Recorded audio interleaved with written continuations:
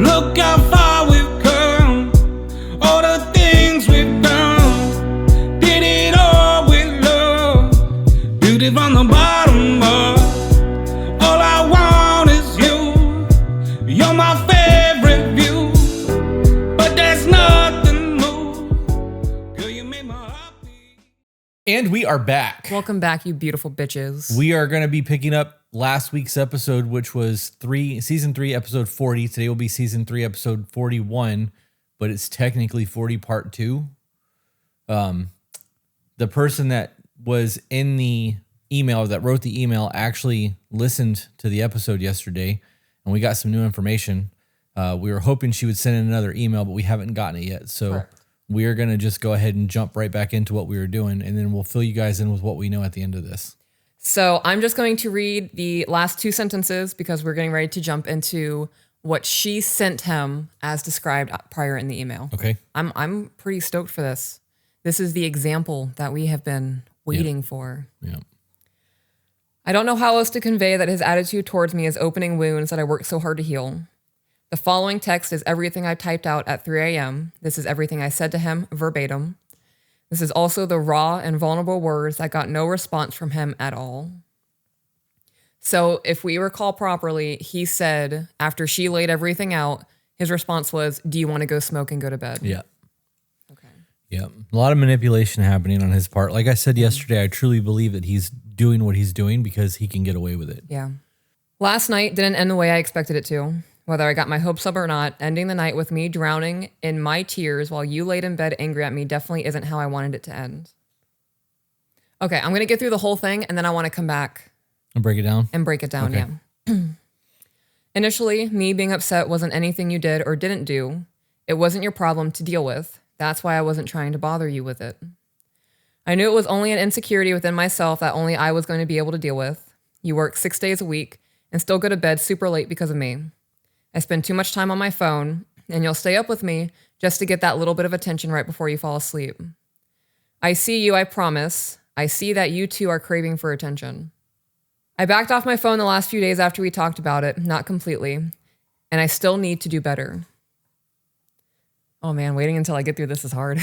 Yeah. I wrap my arms around you and squeeze myself as close as I can possibly get without being in your skin. And while we're snuggled up there on the couch, every now and then I give you that little extra squeeze. When I started cuddling with you like that again, I remembered that I missed it. And that's not me saying that I forgot, but I was heavily distracted by unimportant video games on my phone. The fact is, though, neither of us have really tried to be affectionate towards each other. More of like routine stuff. But then there hasn't really been a whole lot of effort being thrown out there by either one of us. The last few days I have, and not having it reciprocated really tugged at my heartstrings. I like the way she worded that. Yeah? Yeah, because she said not having it reciprocated instead of you don't do it back. Yeah. So she's got a good foundation of I versus you. There was a couple moments where it wasn't right, but like, Yeah. yeah, I like the way that this is worded. Yeah. Overall, this is very laying out like what I experienced last night and Right. trying to have that conversation. Maybe I should have been more vibrant with it and climbed up. Oh my God. Cut that. Is that what I sound like to you? Or is that, you made it sound like I'm super sexy all the time. That was. There's nothing sexy about you going, fuck, cut that. But it's done in my feminine way, right? Mm.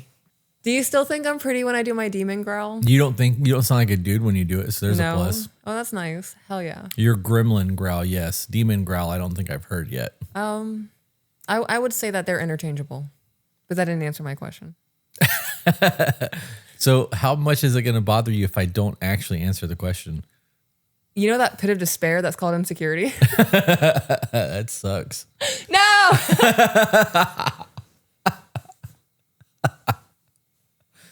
It's rough. Oh, God. I love it when you do this to me. You can tell we were abused.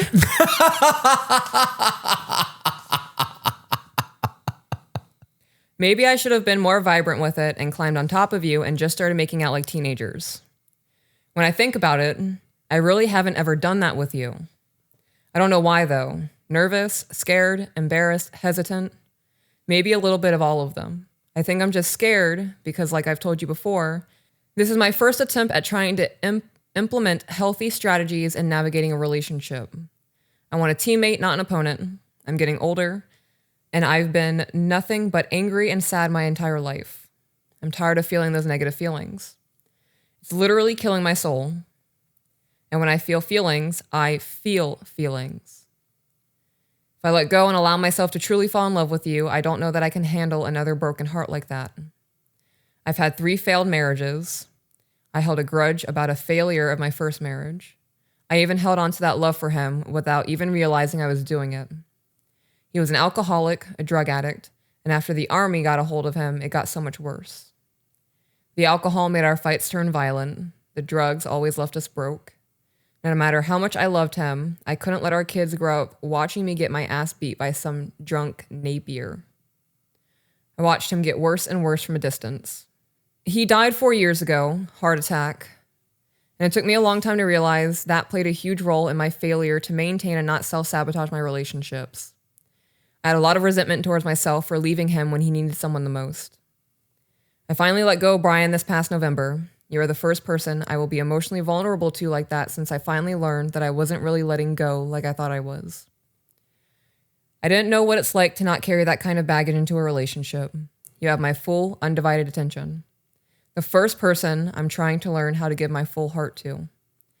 I also think that maybe you shouldn't have had anyone that has actually meant their actions. Touched you with intention. I've noticed that you're pretty straightforward with sex. Sex shouldn't be just about orgasms with your partner. It should be fun and exciting. I'm not saying our sex is bad, it's just straight to the point. I don't think you've ever actually seen me naked. Certainly not with the lights on either. I want you to be annoying with it. I want you to constantly be trying to walk in while I'm changing or trying to sneak a peek in the shower. I want my man to be obsessed with me. But I need those types of things. I need those types of intimate moments where I just awkwardly stare at you for an uncomfortable amount of time because you're hot as fuck. And I actually do think about you just bending me over the side of the couch sometimes, or you walking in on me taking a shower. I want to be comfortable enough around you to do weird things with. You never know when you'll get an ingrown hair around your butthole. That's marriage. It is marriage. Yep, the other day I was like, all right, lift, let me see if there's a tick. We be like that. Yep. All I'm saying is, I think we've both been a little dishonest in this relationship about what we want from each other. If we're going to be together, I'm talking the rest of our lives together forever. I'll make them bury me in your casket. Would it be weird if I kept your hair?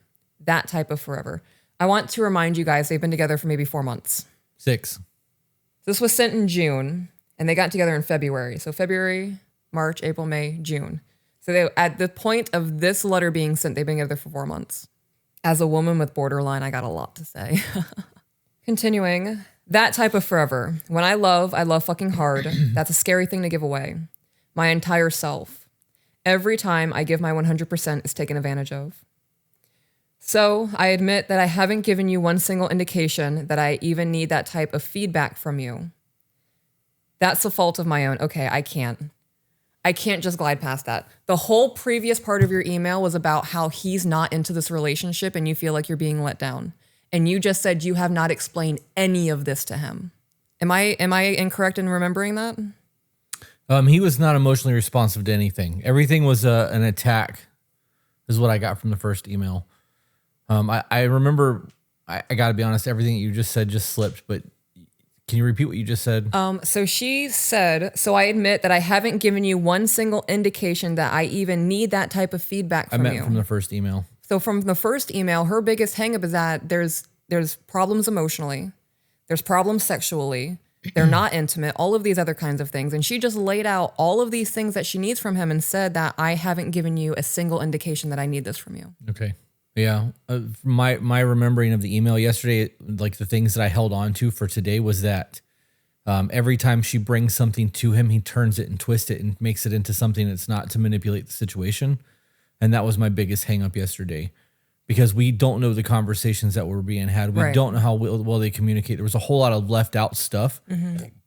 Excuse me. But I was very hung up on the way that he manipulates and the way that she allows it. That was Right. my big takeaway yesterday. So we obviously held on to different parts of the email. No, I remember that yesterday as well. My takeaway from yesterday, this guy is just an asshole. Right. Or she's reading too far into this relationship. And there is a misunderstanding of what's happening here. I'm starting to lean more on that side. If she's never said that I need all of these romantic things from you and they have just been fuck buddies. 4 months. Right. So it makes sense. I mean, it makes sense that Right, they haven't no. had the conversations. When I was unhealed in my borderline, I was telling people I was in love with you in 2 to 3 weeks. Yeah.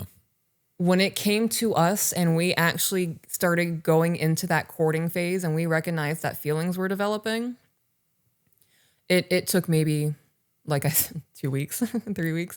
And then I started getting scared because like we had conversations about how you didn't want to have kids.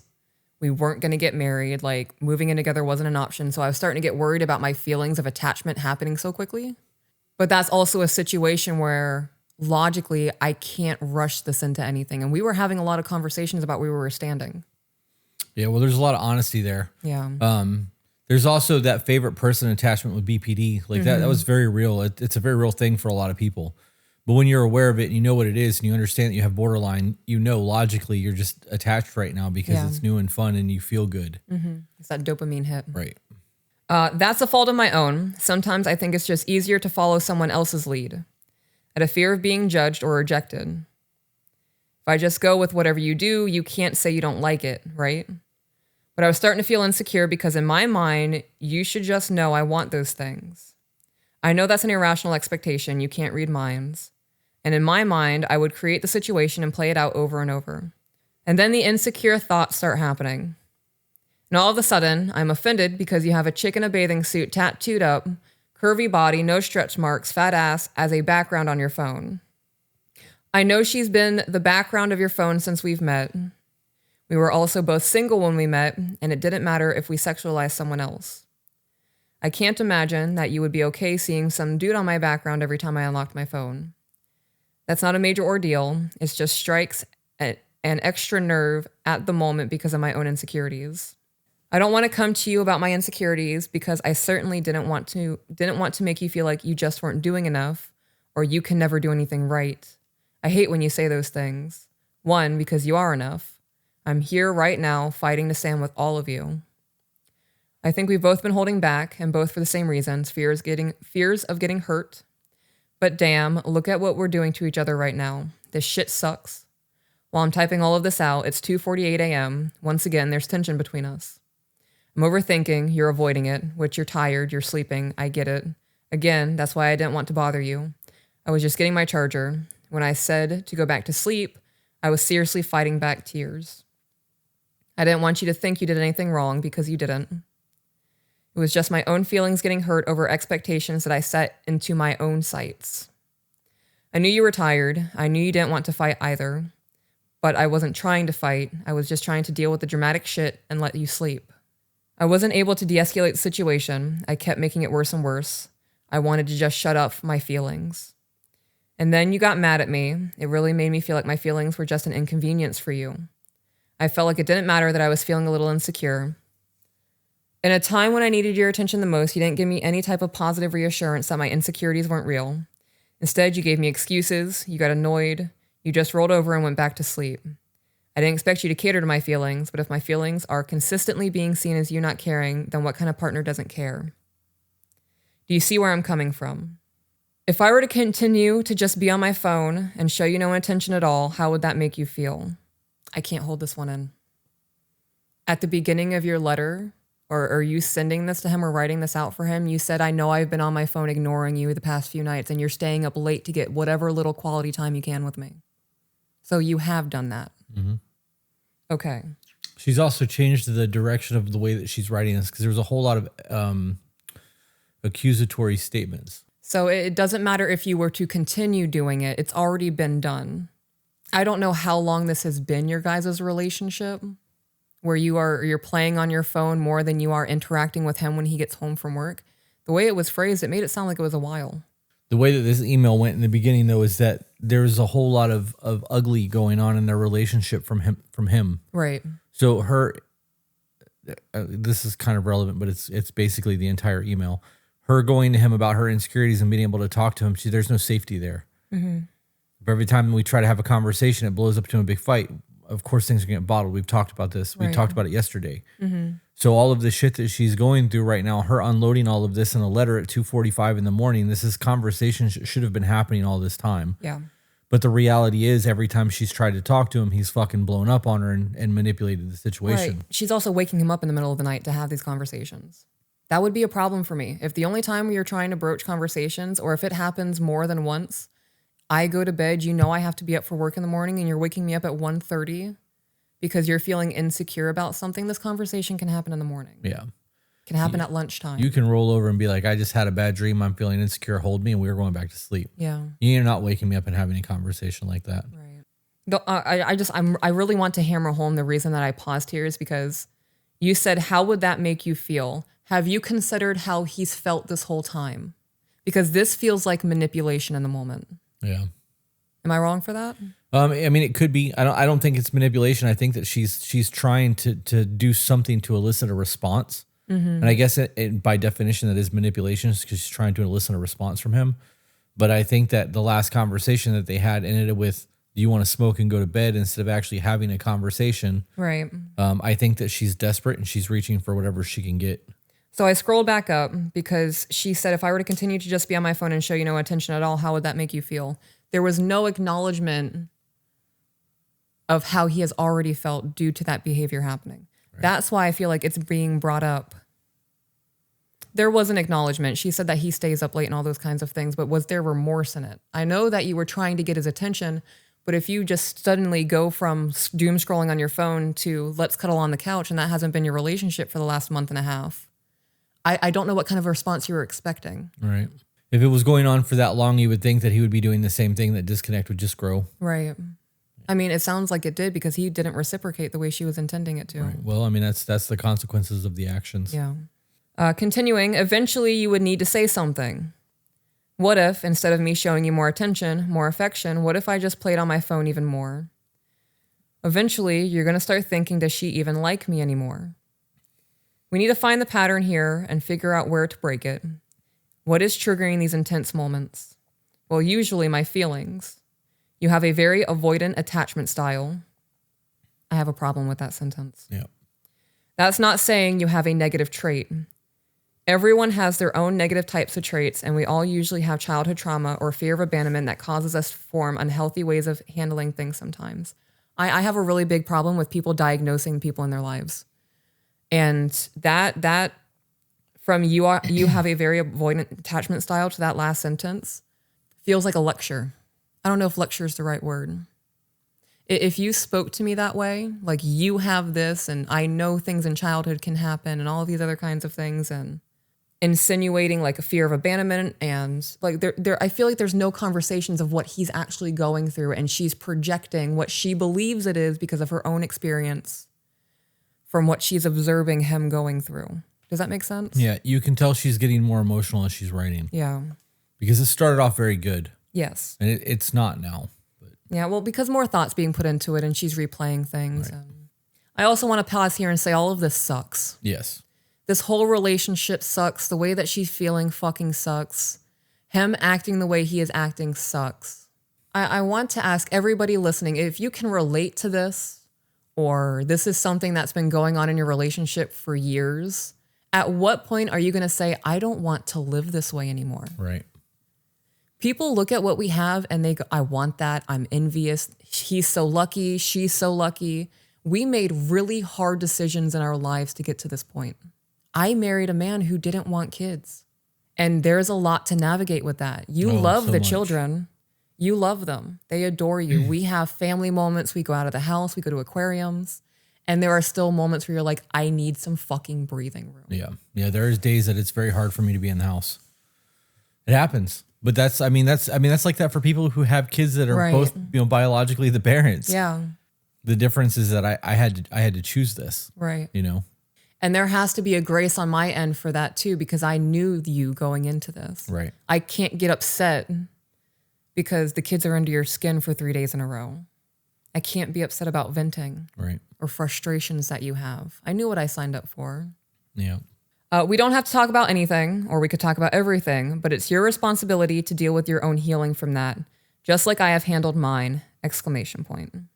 I know I've been bringing this up a lot lately, and I can feel you're getting defensive and frustrated every time. I can see how you could feel attacked. That's why I chose to say intentional words like I feel. When I lead with those words, in that moment, I just need you to listen to what my heart is trying to say. Sometimes my words may not come out right. If you feel attacked or offended, stop me and please say, hey, can you rephrase that? I didn't like how that sounded. It might be that it's harder for you to understand my deep feelings of emotions because you're so used to just pushing yours down. You're a master of it. I'm not. I want to touch on, they've been together for 4 months at this point. Again, as a woman with borderline, I think that there is a lot of illusionariness happening, right? Yes, you may have lived with him for 4 months, but I don't believe that you can say that you thoroughly know something about somebody to say that they are a master of shoving their own emotions down and say it confidently within that time period, especially if he's this checked out. Yeah. I also would like to point out that people hide who they are for the first 3 or 4 months. Yes. Speaking of things, Patron, you just got a new woman in your Thrive group. All right, guys, as you know, there was a TikTok scare. We lost the app for a whole 12 hours, and we have no idea what the future of the app looks like. And with that, we are very concerned about the loss of our following. We have amassed almost 3 million followers across that platform with all 4 of our accounts, and we are trying to push people to other social media platforms so that in the event that anything happens on one app, we have multiple other backup plans. If you want to make sure that you're not missing any content, we highly recommend that you check out our Patreon. On Patreon, we have multiple tiers to choose from. Starting at $10, you begin to receive exclusive content. At $15 a month, you get access to our private Discord server where we've amassed an absolutely amazing community of supportive people. And beyond that, we have other tiers to check out, along with my 2 private women's group, if that's something you may be interested in. Guys, on our $15 and higher tier, you have access to live recordings. We record all of our content 3, 4, sometimes 5 times a week, live in front of our Patreon audience, where they are able to chat with us while we're recording. They can see all the flirting, the outtakes, the hot topic conversations that never actually make it on the podcast. And it's really worth that aspect in itself. We have an After Dark where we sit down usually once a week and have a glass of bourbon, or in Peach's case, a glass of wine and a bowl of cheese. And we have a whole lot of fun conversations, karaoke in the Discord. We finish the lyrics. We literally just hang out, and you guys get to hang out with us.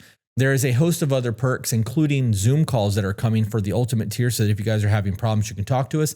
It also gives you the heads up on private meet and greets, because when we travel, we try to meet up with people on our Discord on a regular basis. There's a whole slew of other perks that come through Patreon. I highly recommend that you check it out. The best way to support what we are doing is to share the content. The second best way is to check out our Patreon. Thank you guys for being here. Continuing, you're a master at it. I'm not. My emotions overwhelm me sometimes, and I'm learning how to control it too. Whether you see it or not, yours are overwhelming you too. And they're starting to come out as anger. Now we're both tangled up in these overwhelming moments. I want to give you everything, all of my heart, all of my intentions, all of my attention. I want to be able to have uncomfortable conversations with you. I want to be there with you and for you on the good days and the bad days, the busy days and the boring days. I'm scared too. Losing someone you love sucks. But if we keep going like this, we're going to lose anyway. And I'm not losing by not trying. If I'm not even going to try, then there's no way of even winning. I need a teammate to pass the ball to sometimes. We don't need a referee. We're adults. We need to be handling life like adults. Not throwing temper tantrums and crying about everything. We have to grow up emotionally.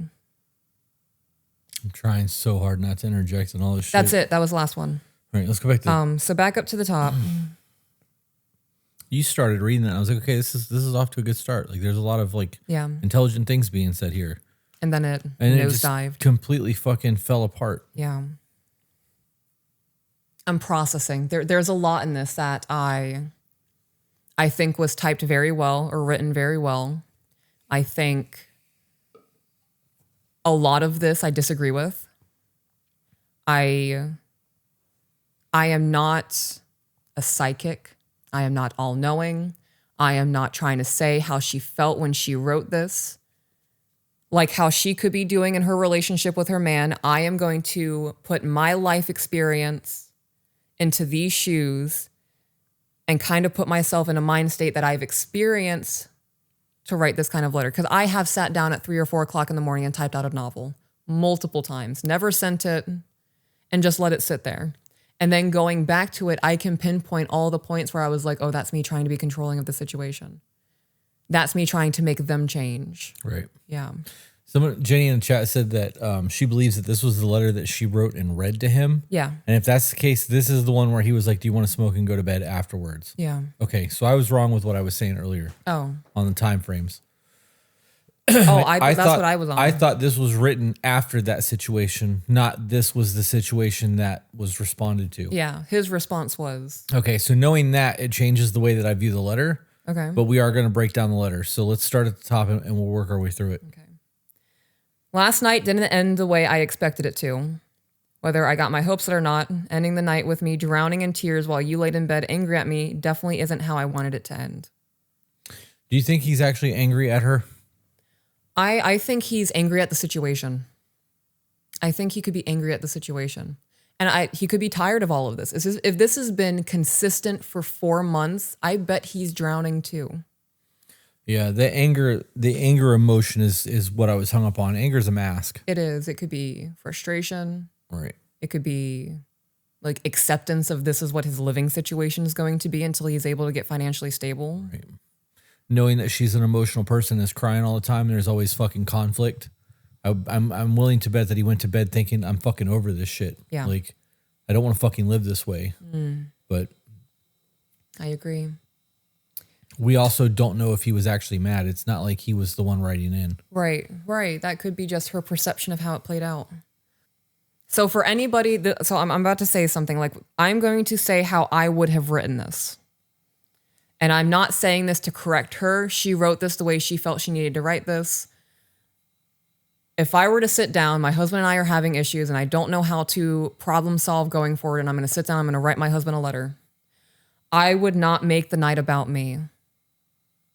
I know last night sucked for the both of us. I'm sorry that I contributed to that.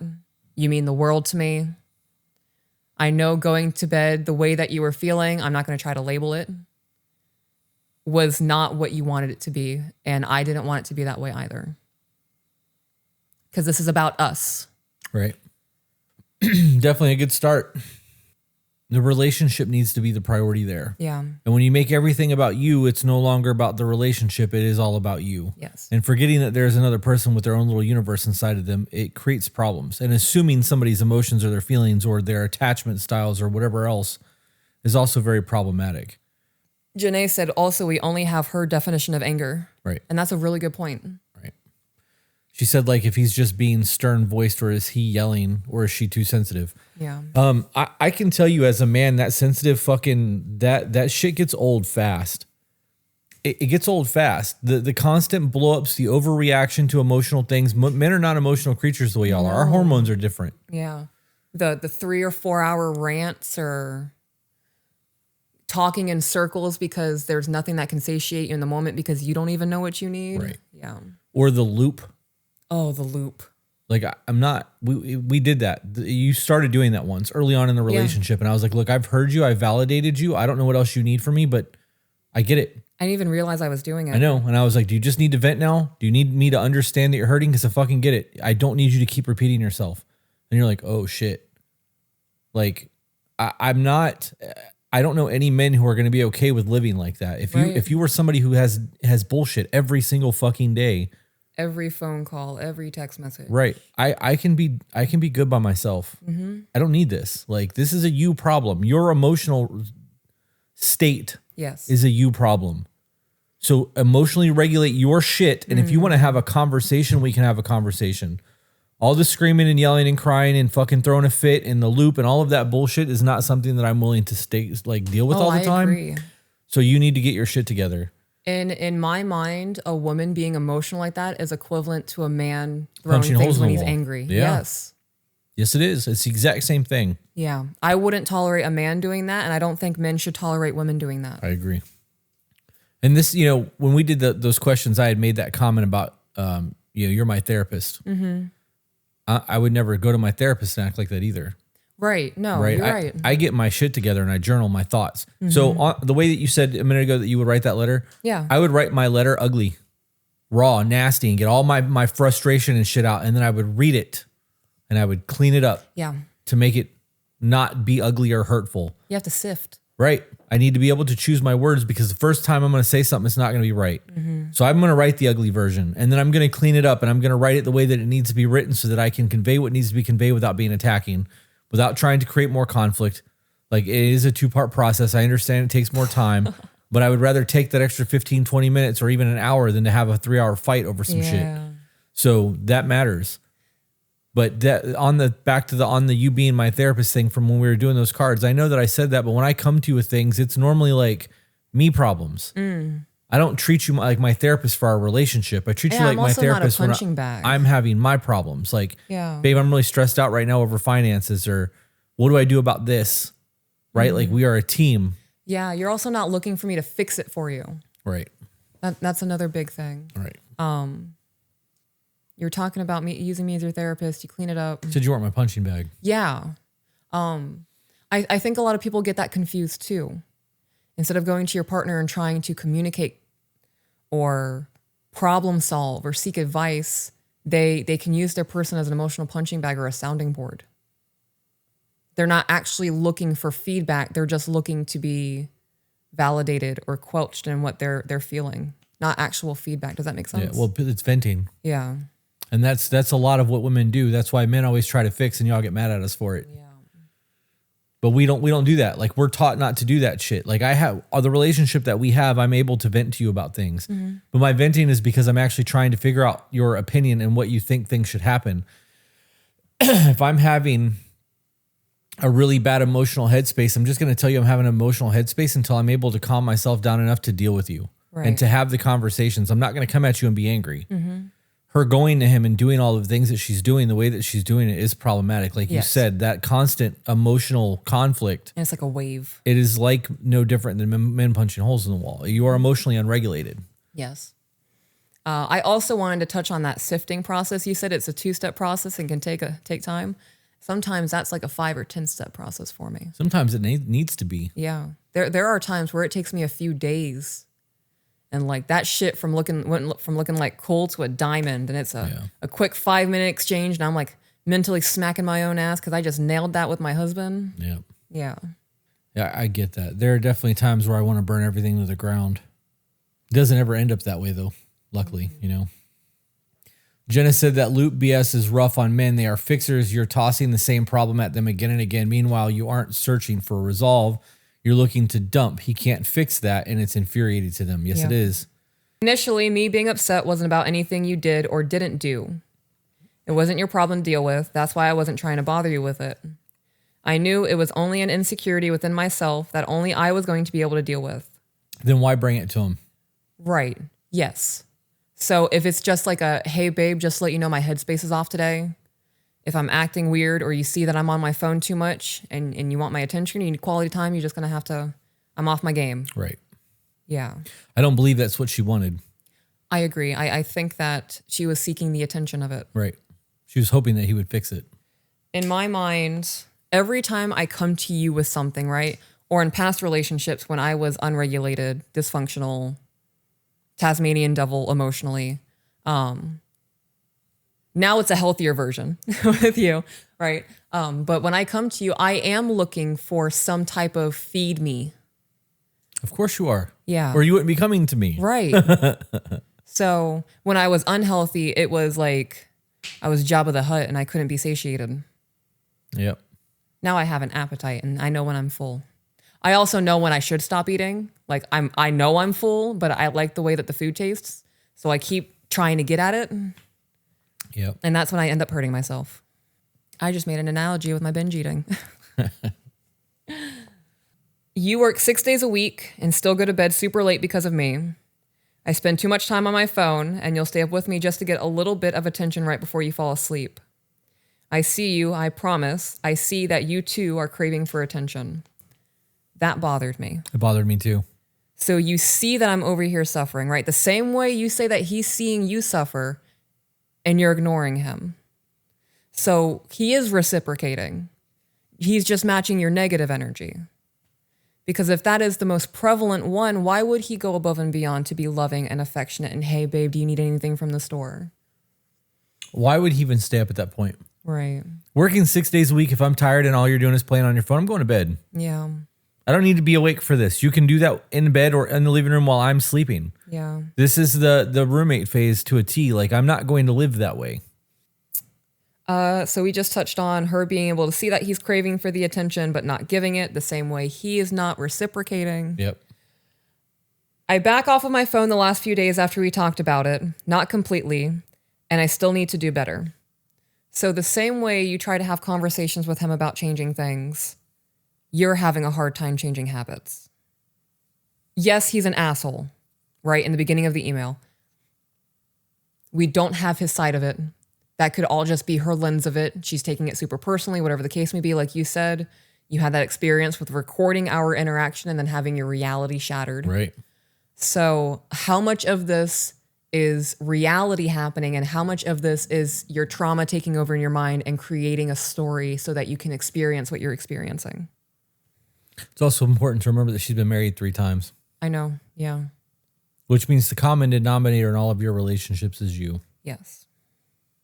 I really wonder, like, has he been this way the whole 4 months? Because if this is a recent thing, there's a catalyst for it. And if you have been masking for the last 3 months, your borderline and all of this craziness, and now in the 4th month, everything is slipping, and he's really starting to see what it's like to be with you, and this disconnect is happening, that could be the catalyst of it. I don't believe you would be fighting this hard for a guy who was an asshole from the beginning of it. Right, I agree. So when he was doing things that made you feel good or made you feel loved, I was going to say tickled, but that was there appreciation there? Was it reciprocated? Were you so uncomfortable or worried about things that he was reaching out and you were kind of standoffish about it? You accepted it, but it wasn't given back. I think the reality is the lust phase of the first 4 months has started to wear off. Yeah. And there's a whole lot of ugly in this because they don't know each other. Yeah, I agree. Continuing. She's mentioned in this email or this letter that she wanted him to be her forever person and to be a teammate and love him with everything and all of that shit. 4 months. Right. Oh, we were going to get to that point. Yeah. I'm really hung up on it. Yeah. That tells to me, like screams to me, again, a woman with borderline, that's your borderline talking. Continuing, I wrap my arms around you and squeeze myself as close as I can possibly get without being in your skin. And while we're snuggled up there on the couch, every now and then I give you that little extra squeeze. Before we move on, somebody in the chat said something about social media and doom scrolling and it triggered a thought. It's going to side rail a little bit. Okay. We've always said that you are what you ingest. Yes. You are what you eat. And ingestion doesn't necessarily mean food. It could be the things that you're reading. She was able to diagnose his attachment style. I'm sure that was TikTok fucking psychology. Yeah. There's a whole lot of that. So she's watching our content. Who knows what else she's watching on social media? She's wanting the love that we have. I wonder how much of that and all of that she's taking in from social media is affecting the relationship that she's currently in. Because you're taking in so much data and so much information and trying to piece together the things that make sense to you and then trying to implement and force it into your life. Like, I don't know. It's just a lot to think about. I agree. It is. This falls under that categorization of like fantasizing about what the relationship could be. Right. And Loving not the seeing, potential. Yeah. The reality of when I started cuddling with you like that again, I remembered that I missed it. And that's not me saying that I forgot, but I was heavily distracted by unimportant video games on my phone. I like that. That was one of those things that she wrote in this. I was like, damn, good on you for recognizing your shortcomings in this. Yeah. Continuing, the fact is, though, neither of us have really tried to be affectionate towards each other. More of like routine stuff. Why say that? Why add that into the letter? I would have phrased that as I've stated, I'm going to say out loud now, I have been lacking in the intimacy in our relationship. And I'm feeling that because I also recognize that my inactivity is being reciprocated. And in feeling the way that I'm feeling, I'm sorry that I put you in that position. And I miss us. And I miss us.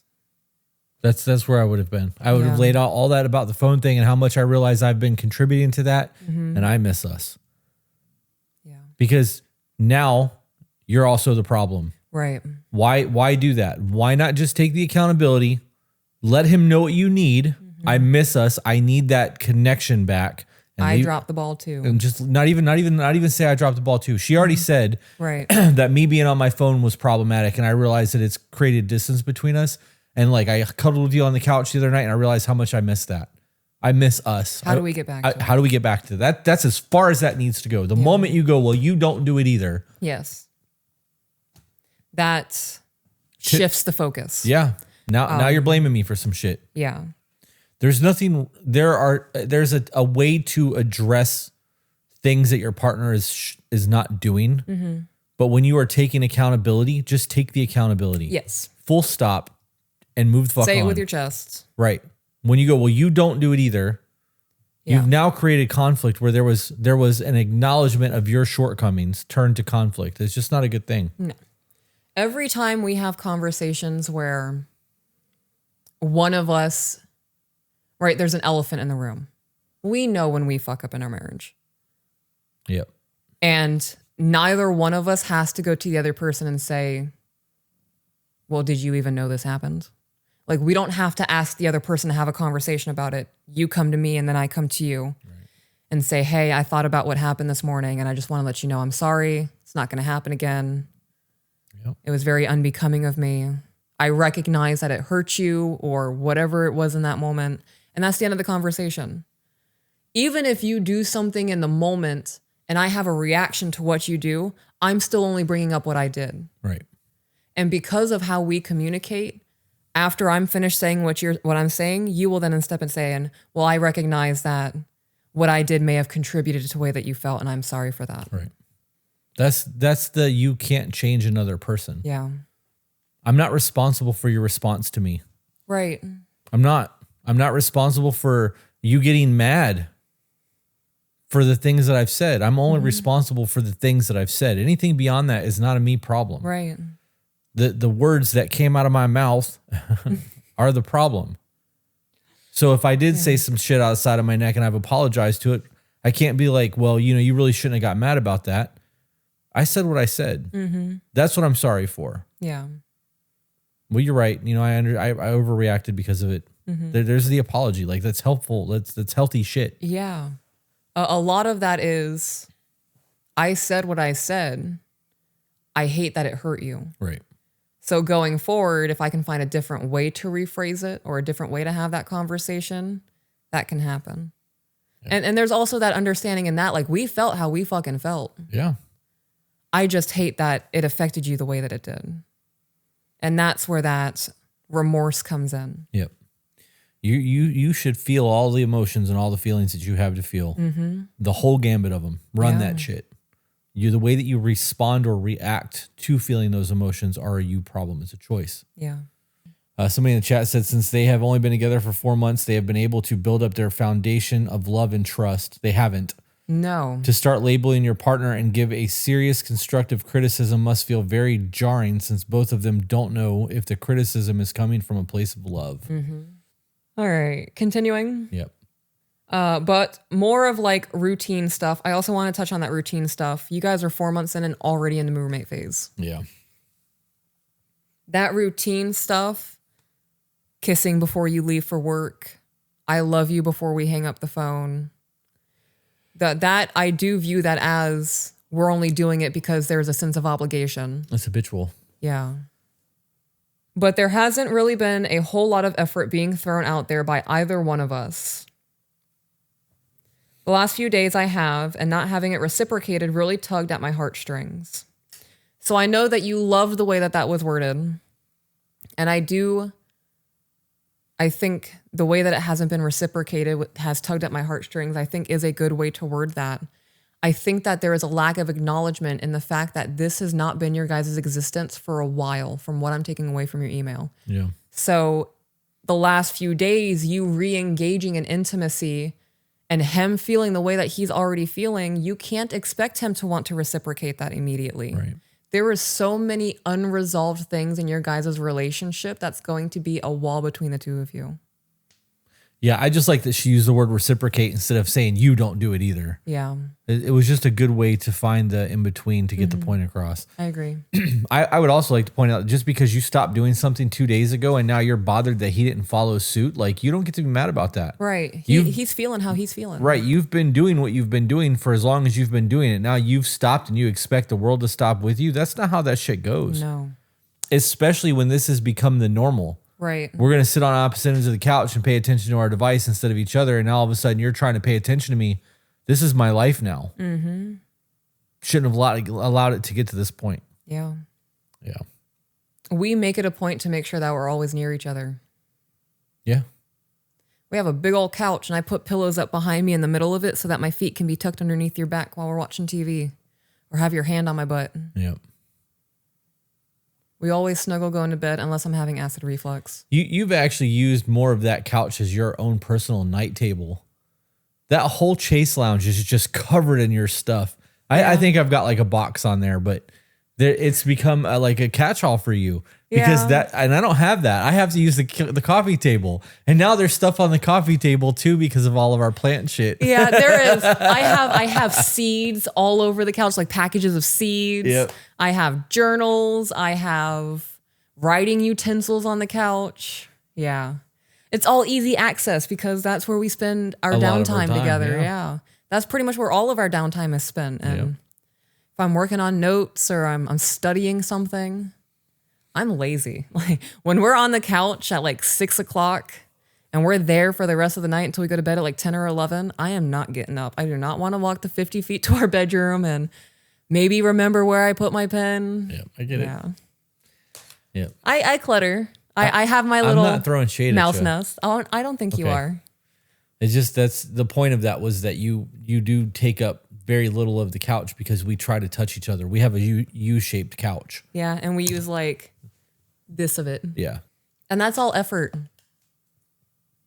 We could roll away from each other when we go to bed at night. Yeah. Could just go to bed and face our backs to each other and go to sleep. Because we're going to bed now. Why do we need to lay and talk to each other and cuddle? We're in bed to go to bed. We cuddle on the couch. I don't need you to cuddle on me right now. Roll over. Because fuck, don't touch me. You saying this is hurting my feelings. Right. I know it's all hypothetical. Right, but that's the mindset that people have. It's bullshit. Like you have to tend to the flame. Yeah. Your fire will go out if you leave that motherfucker alone. Anybody that's ever had to deal with a fire, you are paying constant attention to that shit. Mm-hmm. Trying to keep it going through weather. Right. Disasters. Maybe I should have been more vibrant with it and climbed on top of you and just started making out like teenagers. When I think about it, I really haven't ever done that with you.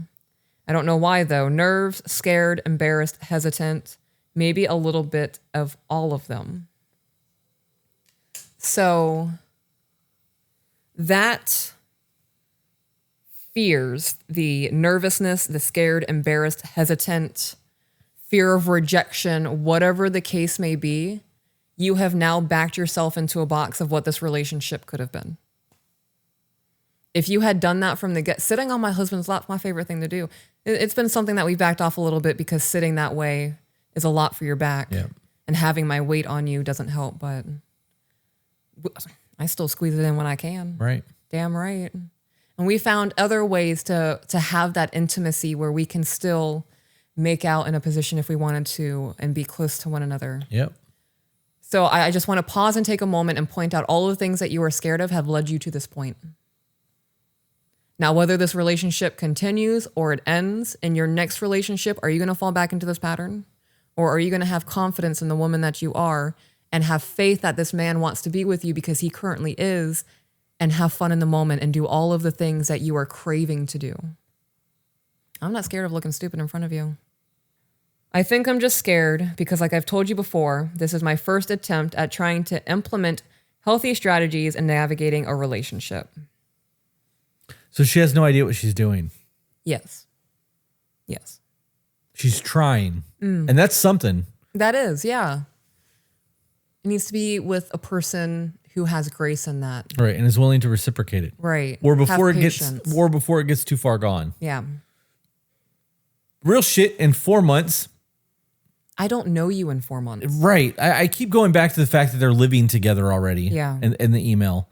And it happened right away. So like they're living together. They're 4 months into a relationship and they don't, I'm betting at this point he doesn't like her. Yeah. It's that's my takeaway from it. It's a necessity thing, right? Yes. And even if he does like her or is in love with her, I'm willing to bet he hates the fucking crying, the expectations, the judgment, and all of the shit that's coming because of the way this is written. I can see there's a lot of problems there. Yeah. Men don't want to deal with overly emotional people all the fucking time. If you have a meltdown once a month, it's not a big deal. If you have a meltdown every fucking day, it's a problem. That was a big concern for me in the beginning of our relationship. If my phone rings and it's your name on there and I go, fuck. Instead of, hey, babe, right? Like, hey, woman. Yeah.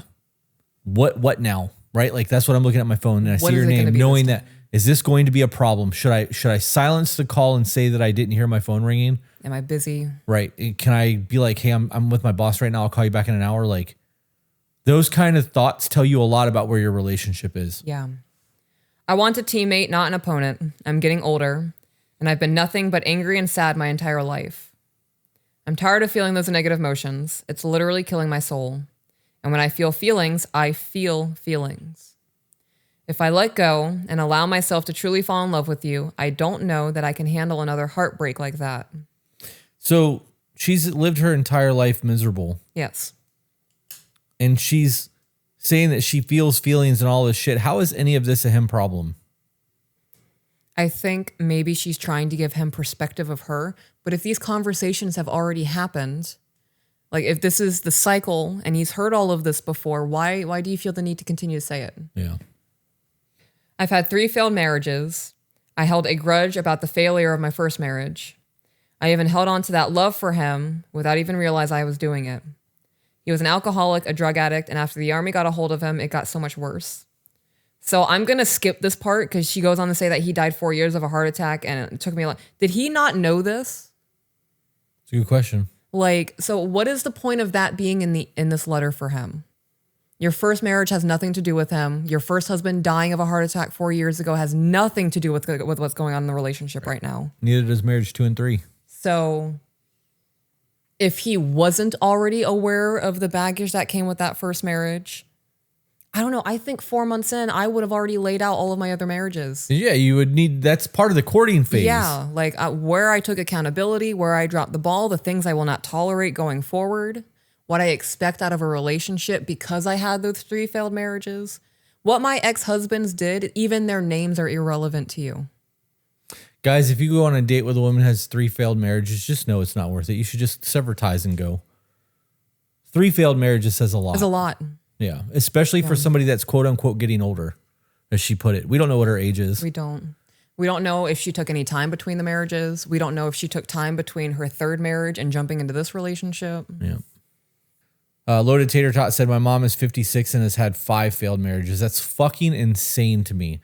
I had my first marriage and this one. And if this doesn't work out, it'll never happen again because I'm obviously not capable of maintaining a marriage, right? Even if, like, I honestly, I know that, like, I did a lot of fucked up shit in my first marriage. I've atoned for that. I've worked on that. I know that I'm not that man anymore. And I believe that this is the marriage that's going to be into the next life, right? Yeah. But if for some reason you decided to bail and like left me, I know that I'm not capable of sustaining long-term relationships. 2 is all it takes. Once is okay, that's a learning lesson. Twice is a pattern. Yeah. I'm good. 5, fuck that. I also think that maybe you haven't had anyone that has actually meant their actions. Touched you with intention. I've noticed that you're pretty straightforward with sex. Sex shouldn't just be about orgasms with your partner. It should be fun and exciting. I'm not saying our sex is bad. It's just straight to the point. I don't think you've ever even actually seen me naked. Certainly not with the lights on either. That's fucking wild to me. That was the first deep breath that I took while you were reading. Like, I need to say something here. Like that says a lot. Yeah. First time you saw me naked, you were like, hang on, I need every light on in this fucking bedroom. Yeah. You were like, what? Yeah. Yeah. Leave the lights on. Even now, like we will have dimmed lights. All the time. During I our love playtime. looking at you. Yeah. I couldn't imagine. I couldn't. I understand like a little bit of a shyness. Maybe the first few times you guys get into it. Being in a relationship for 4 months and you guys have regularly been intimate and he hasn't seen you in your full natural form, I would think you think I'm ugly. Yeah. That would be really, really hard for me. Yeah. How do you live with somebody at all for 4 months and not see that as you guys are a couple? Right. Iggy said, so that means she doesn't deserve a new relationship even after putting the work into herself. I'm not saying for the emailer has, but I'm speaking generally. Nobody said she doesn't deserve a relationship. You said no more marriages. I said that if you're on a date with somebody who has had 3 marriages, don't even bother if they've said that. Yeah. Does that mean that I think that she doesn't deserve a relationship? She deserves whatever she deserves in life. That's equal to the amount of work that she's put into it. Right. I'm speaking from a man's perspective. There's a fucking reason your marriages are failing. Yeah. Sometimes people just aren't compatible and we have a taste for the wrong shit. Yeah. Sometimes you think you're healed and you're fucking not. Yeah. And the deserve thing bothers me. Yeah, that's why I said no one says that she doesn't deserve a new relationship. I don't think that we deserve anything. I think karma has its job and its role to play in the world, but I don't think we deserve shit. You think that you deserve to have a happy marriage? You deserve the life. Put in. Right. Right. She said I didn't mean that to be combative. What makes you think that that's being combative? We just disagree. Right. That also felt like a jump to a conclusion. Just now? No, the saying that she's not deserving of a relationship. Right. Well, we didn't say that she wasn't deserving of a relationship. That's the difference of this is what I said and this is what you heard. That was a really big thing for me during ayahuasca. I totally forgot to say that. What? That what I say and what you hear is not the same thing. Right. Yeah. Yep. People are always going to look at the world through their lens, and their lens is the life that they've lived and their bias, and it's the things they're scared of, maybe. Right. It's the path that they're used to taking. So if you've always had these things happen, you're going to assume those things are always going to happen instead of trying to heal and grow and do and change. Jenny said, I would be interested to know how long her previous marriages were before she got married. That's a good question too. That's a good question. I think all of that really matters. I agree. Continuing, certainly not with the lights on either. I want you to be annoying with it. I want you to constantly be trying to walk in while I'm changing or trying to get a sneak peek in the shower. I want my man to be obsessed with me. Why would he be obsessed with you when you are constantly emotional? He never knows where you stand. You guys can't have basic conversations. There's not been any real emotional attachment to the sexuality of your relationship. Like, yeah. Why would you think that all of those things are warranted in your relationship? I was going to say, are you somebody worth being obsessed over? I'm not going to obsess over an rusted SpaghettiOs can from the 2000s. I am going to obsess over a plant that I absolutely love and I'm going to take care of it. Right? So if I am not something that is providing you with enjoyment, pleasure, support, endearment, why would you be obsessed with me? Like, what qualities in me would derive that primal, uncontrollable want to be near me? And in 4 months of them being together, he doesn't know her. This is the continuation of my thought because I wasn't done yet. Oh, I'm so sorry. In the continuation of the 4 months of their relationship and them not knowing each other the way that they know each other, men are not supposed to do those things anymore. I'm not allowed to smack your ass. I'm not allowed to treat you like a piece of meat or be obsessed over you because it's love bombing or it's inappropriate because you're not just a sexual object and all of those things that men are fucking instilled now because of the internet that we have to learn to overcome and ascertain what is proper behavior in the relationship that I'm currently in. So if that's never been a thing in the relationship, how the fuck is he supposed to know that's supposed to be a thing? Right. You know how people who are like, that get mad over the ass smacks? Yes. I see the TikToks. Right. And I hear the men complaining about it. right. Yeah. And that's normal shit in our household. When you don't smack my ass, I take it personally. Right. You've actually stopped me like, hey, are you okay? And I'm like, what? Like, you walked by and didn't touch me. I'm like, and in my phone. I'm doing Yeah. whatever I'm doing right now. I totally didn't even notice that you were bent over in front of me. I'm hyper fixated right now on what I'm trying to get accomplished. That shit happens. I try to make up for it, but that is one of those infatuation things. But that's crafted. It's not just I don't know. It shows that it's not habitual, which I appreciate. Right. Nash said, do we know if they moved in together 4 months ago, but were in a relationship before that, or they met a week later, moved in and got together? The way that I took it was I'll that just scroll back up. they had met each other and then circumstances shifted and they ended up moving in together fairly quickly. My boyfriend and I haven't been dating very long, only since February. Okay. We may have moved in a little too quick. Circumstances left us both relying on a stranger we just met. Right. So it does either way. They've only been together 4 months. So Yeah. if they've been together for 4 months, living together for 2 or 1, it's still too soon. Iggy said, I feel like this email was written by me. If you wrote this email and you feel like that you wrote this email, you got a whole lot of fucking work to do. Like, Oh, yeah. like if this is hitting you that hard, that it says a lot. Like there's a lot of work that needs to be done. Yeah. Yeah. I would start with regulating emotions. That needs to be number one for everyone. Yeah. So I would start with regulating the emotions.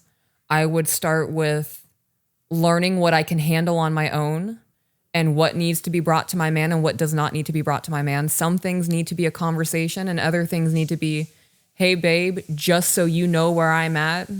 X, Y, and Z happened today. Nothing for you to solve. And that's the end of it. It doesn't need to be a repetitive conversation. It doesn't have to be brought up multiple times over and over again.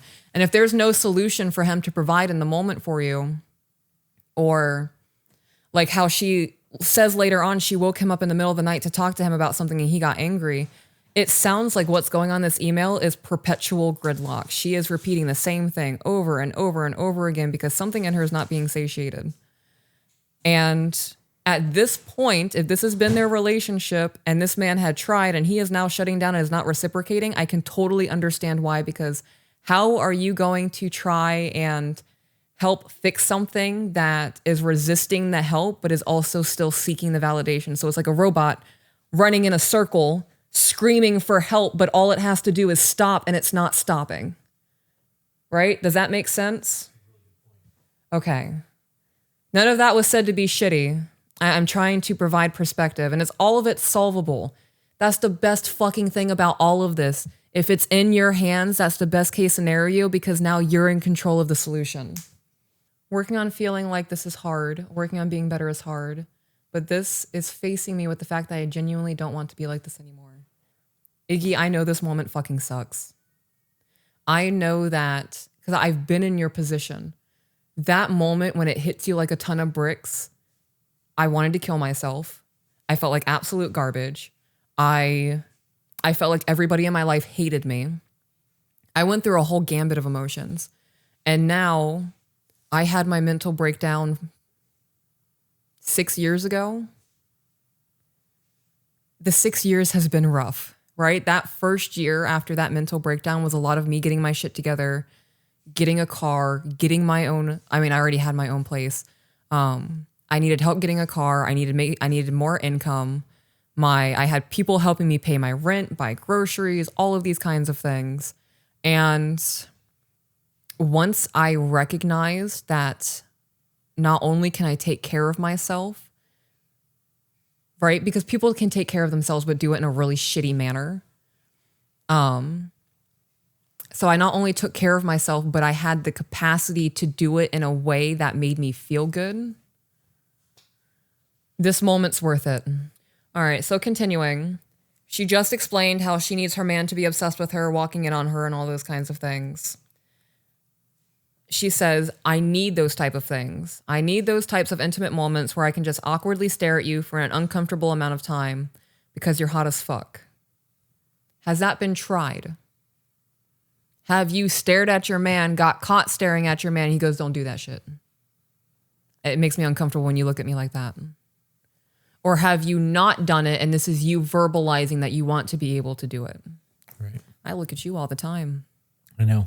Yeah, I like it. I'm going to do things. I'm going to do things. And if you hit me with, babe, I don't like that, I'm not taking it personally. Now you know. Right now I know. I also don't know what you're going to say. Oh yeah, that's nice. Or don't ever do that again unless I actually do it. Right. So This is the whole fear of failure. yeah. You're or already, looking silly. You're already failing by not doing the things. Yeah. So what do you have to lose? Them to be like, don't do that. You're already not doing it. Be like, cool, noted. Don't like that thing. Right. Continuing, I actually do think about you just bending me over the side of the couch sometimes, or you walking in on me taking a shower. I want to be comfortable enough around you to do weird things. You never know when you'll get an ingrown hair around your butthole. All I'm saying is, I think we've both been a little dishonest in this relationship about what it is we want from each other. Okay, so what does that mean to you, right? Because you just said we've both been dishonest about what we want from this relationship. And your side is very clearly not communicating the intimacy needs you have, that you're ready to be with this guy forever, which I think is a lot in 4 months. I had a dude tell me we had 2 dates. I met him on a dating app, never did dating apps again. We went on 2 dates, spent Valentine's Day with him. And then after, I think, a week or 2, he told me he loved me. I was like, this ain't it. I don't even know your middle name. Like, that's too much, too fast. And I think that is that obsession, lust, like you were saying prior, versus actually living in the reality of what this is. And in me saying that, if you saying that you guys are both not honest about what we want out of this relationship, do you have a suspicion that he doesn't want this relationship? That's a good question. And that's what the insecurity is? Are you trying to feed this into something, into what you want it to be, without acknowledging what he actually wants? I have a better question. Okay. Why would you use the term dishonest about what we want in the relationship instead of saying we are only 4 months into the relationship and we don't actually know what we want out of this relationship? Because in 4 months, you don't know. You haven't been together long enough to know what it is exactly that you want yet. There's a whole lot of I don't know you still. Yes. Even moving in together and living there for 4 months and being around each other every day, that's not enough time to truly get to know your person. You guys are masking still. You're trying to walk on eggshells and put your best foot forward. And like, so even though you guys are having conflict, this is the best foot forward conflict. I'm willing to bet that in another 8 months, if y'all were still together, the conflict would be a whole lot fucking worse. Yes, 100%. Right. And, you know, this also boils down to conversations. Yes, in 4 months, they know nothing about each other. If they were still together in 8 months, would there be any new information happening? Or would it still be, like you said, the perpetual but worse? Yeah. Now, like fast forward 2 years, are there still no conversations happening? Or you guys are just in gridlock? Then what do you actually know about one another besides, I hate these conversations? They're always upset about something. It's always something new. Right. Right? As that transpires, the conversations about other things would become less and less. Yes. The fun things, the get to know each other things. Right. Because I don't want there to be a fight. Yeah. It's easier to not talk to this person than to have constant arguments. Sometimes it's just not worth it. Harley asked, was there a conversation that they are in a relationship? I asked that in the last episode too. Was this they're living together and they kind of fell into having sex with one another and she caught feelings?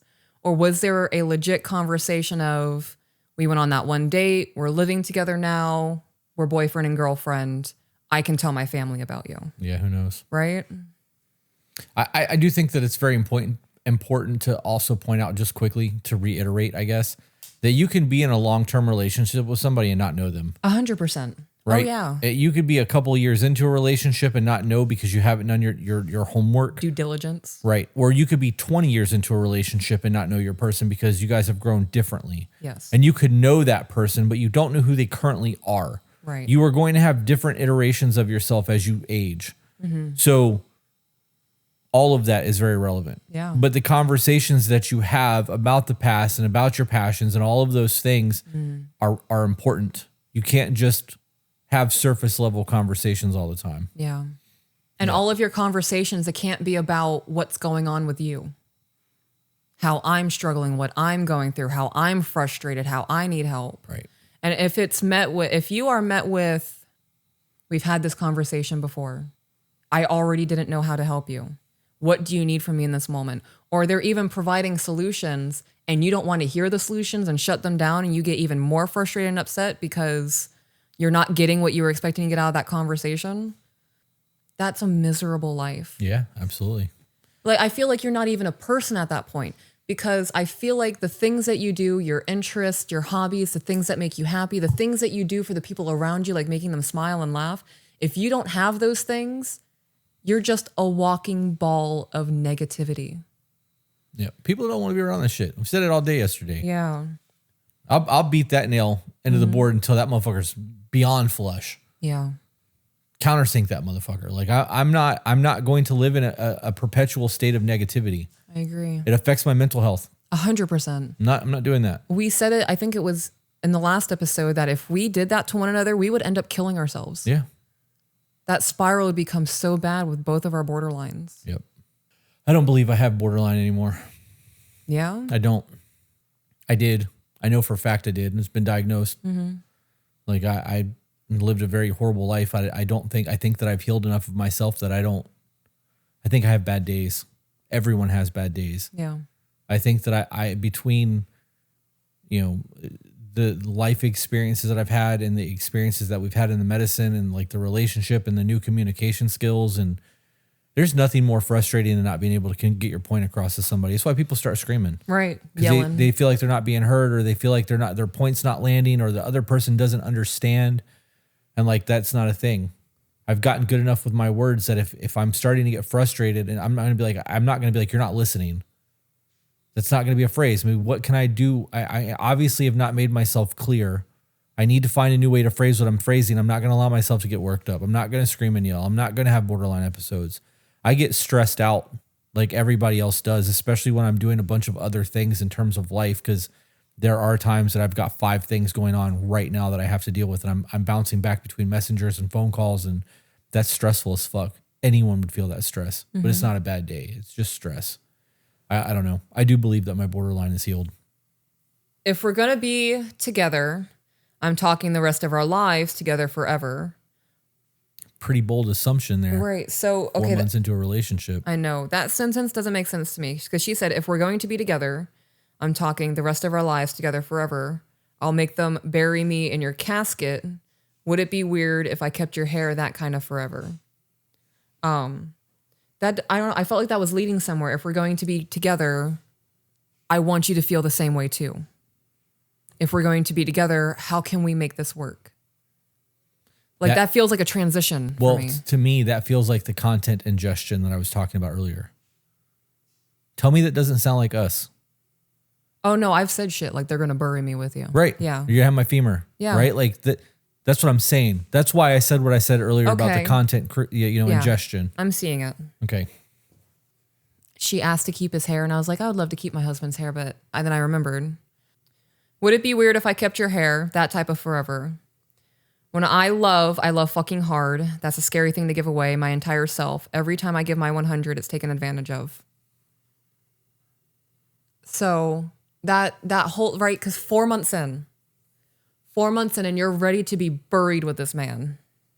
I don't believe that's love. I don't believe that's love either. I view that as obsession, infatuation. Lust. Yes. I bet I could pull 10 couples who have been together for 4 months, ask all of them, what is the eye color of your partner? And most of them couldn't tell me. After 4 months. They could tell me their favorite color. Tell me what their favorite hobby is, maybe. The most recent movie that they watched together. Anna said people parrot back what they think you want to hear and then put our names in it, like meaning what we want to hear. I don't know if that was true, though. I don't know if that's an accurate statement, because she wrote this to him, right? And it has nothing to do with us. I don't know. I do think about that shit, though. I think that people, the amount of people that quote movies. That becomes a normal thing. The meme culture is a normal thing. So the more you hear and the more you think is a normal function, people tend to repeat that shit. It's why the phrase "I didn't expect to live to be 18" is such a popular phrase. Everyone I've ever met has said that. Whether they were going to war or they were homeless or they were drug addicts or whatever the case may be, nobody thought they were going to make it to 30. Right? Like that is such a prevalent thing. But it's one of those things that, whether it's true or not, is said. I've said it. You've said it. All of you have said it. It's one of those things. And it really does depend on what your life is like. Now, if you have an Ivy League school and you're doing really fucking good and got rich parents, your issue may have been depression. But there's still something that will have resonated with that statement, whether it's maybe you just don't want to see 30. Right. You know what I mean? I don't know. While you're doing what you're doing, somebody said skipping all the steps of inner work to maintain the relationship is costing her so much and she doesn't see it. Yeah. Yeah. That inner work shit's ugly, man. I'm not even willing to help the dude I'm dating for 4 months pay his rent. If he came to me and was like, I need $1,000 for my rent, bro, I need that money for my rent. Like, now if we've been together for 3 years, whatever the case may be, he's taking care of his parents and we haven't been able to move in together yet, that's a different conversation. Right. I'm gonna make that shit happen because now we are a clearly defined trajectory of where we are going. Hopefully we have plans made. We have a game plan for what's gonna happen once the parents pass or get them into a home, whatever the workout is. And it's a good relationship. Men get asked all the time in the first 6 months of dating somebody to pay their rent. Are you serious? Yeah. You don't remember that conversation of the chick that created a fake Tinder acting like a do. dude and all the women who are like, I need help paying my bills? I do remember that. Makes me feel good that you were shocked I didn't ask you for money when we started dating. Yeah. Was very shocked. Never once asked you for money. It wasn't my place to. Yeah. I felt that was inappropriate. Everybody else took advantage of me. That's crazy to me. Yep. Continuing. Yep. So I admit that I haven't given you one single indication that I even needed this type of feedback from you. That's a fault of my own. Sometimes I think it's just easier to follow someone else's lead. That I know I already touched on that sentence the first time I read it through. That bothers me. Why? Because she made this whole email out to be how he's not meeting her needs. He's a problem. He's the one, he's tired of fighting, but he's the only one combating. You have never told this man what you need out of him from a romantic relationship, and then you're punishing him for it. Of course you have insecurities in the relationship. Are you guys even together? Like, in my mind, when somebody enters a romantic relationship, we're going to talk about all the things I love doing. And I want to hear about all the things that you love doing because I want to be the person to satisfy those needs in you. Right.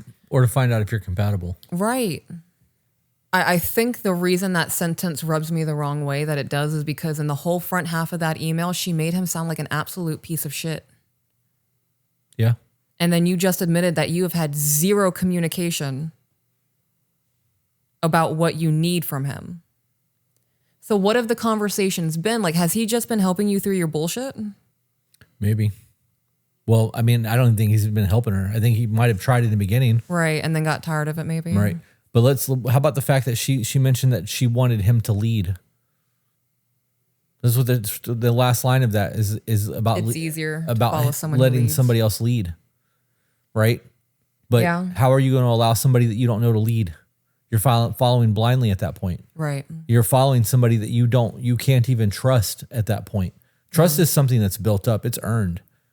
You know, just meeting somebody, you don't trust them right away. Right. 100%. That leadership is not something that is easily fucking acquired.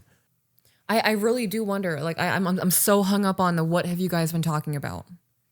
Because if he didn't know about the problems with your first marriage and you being hung up on him, like that was just revealed in this 4 months into the relationship.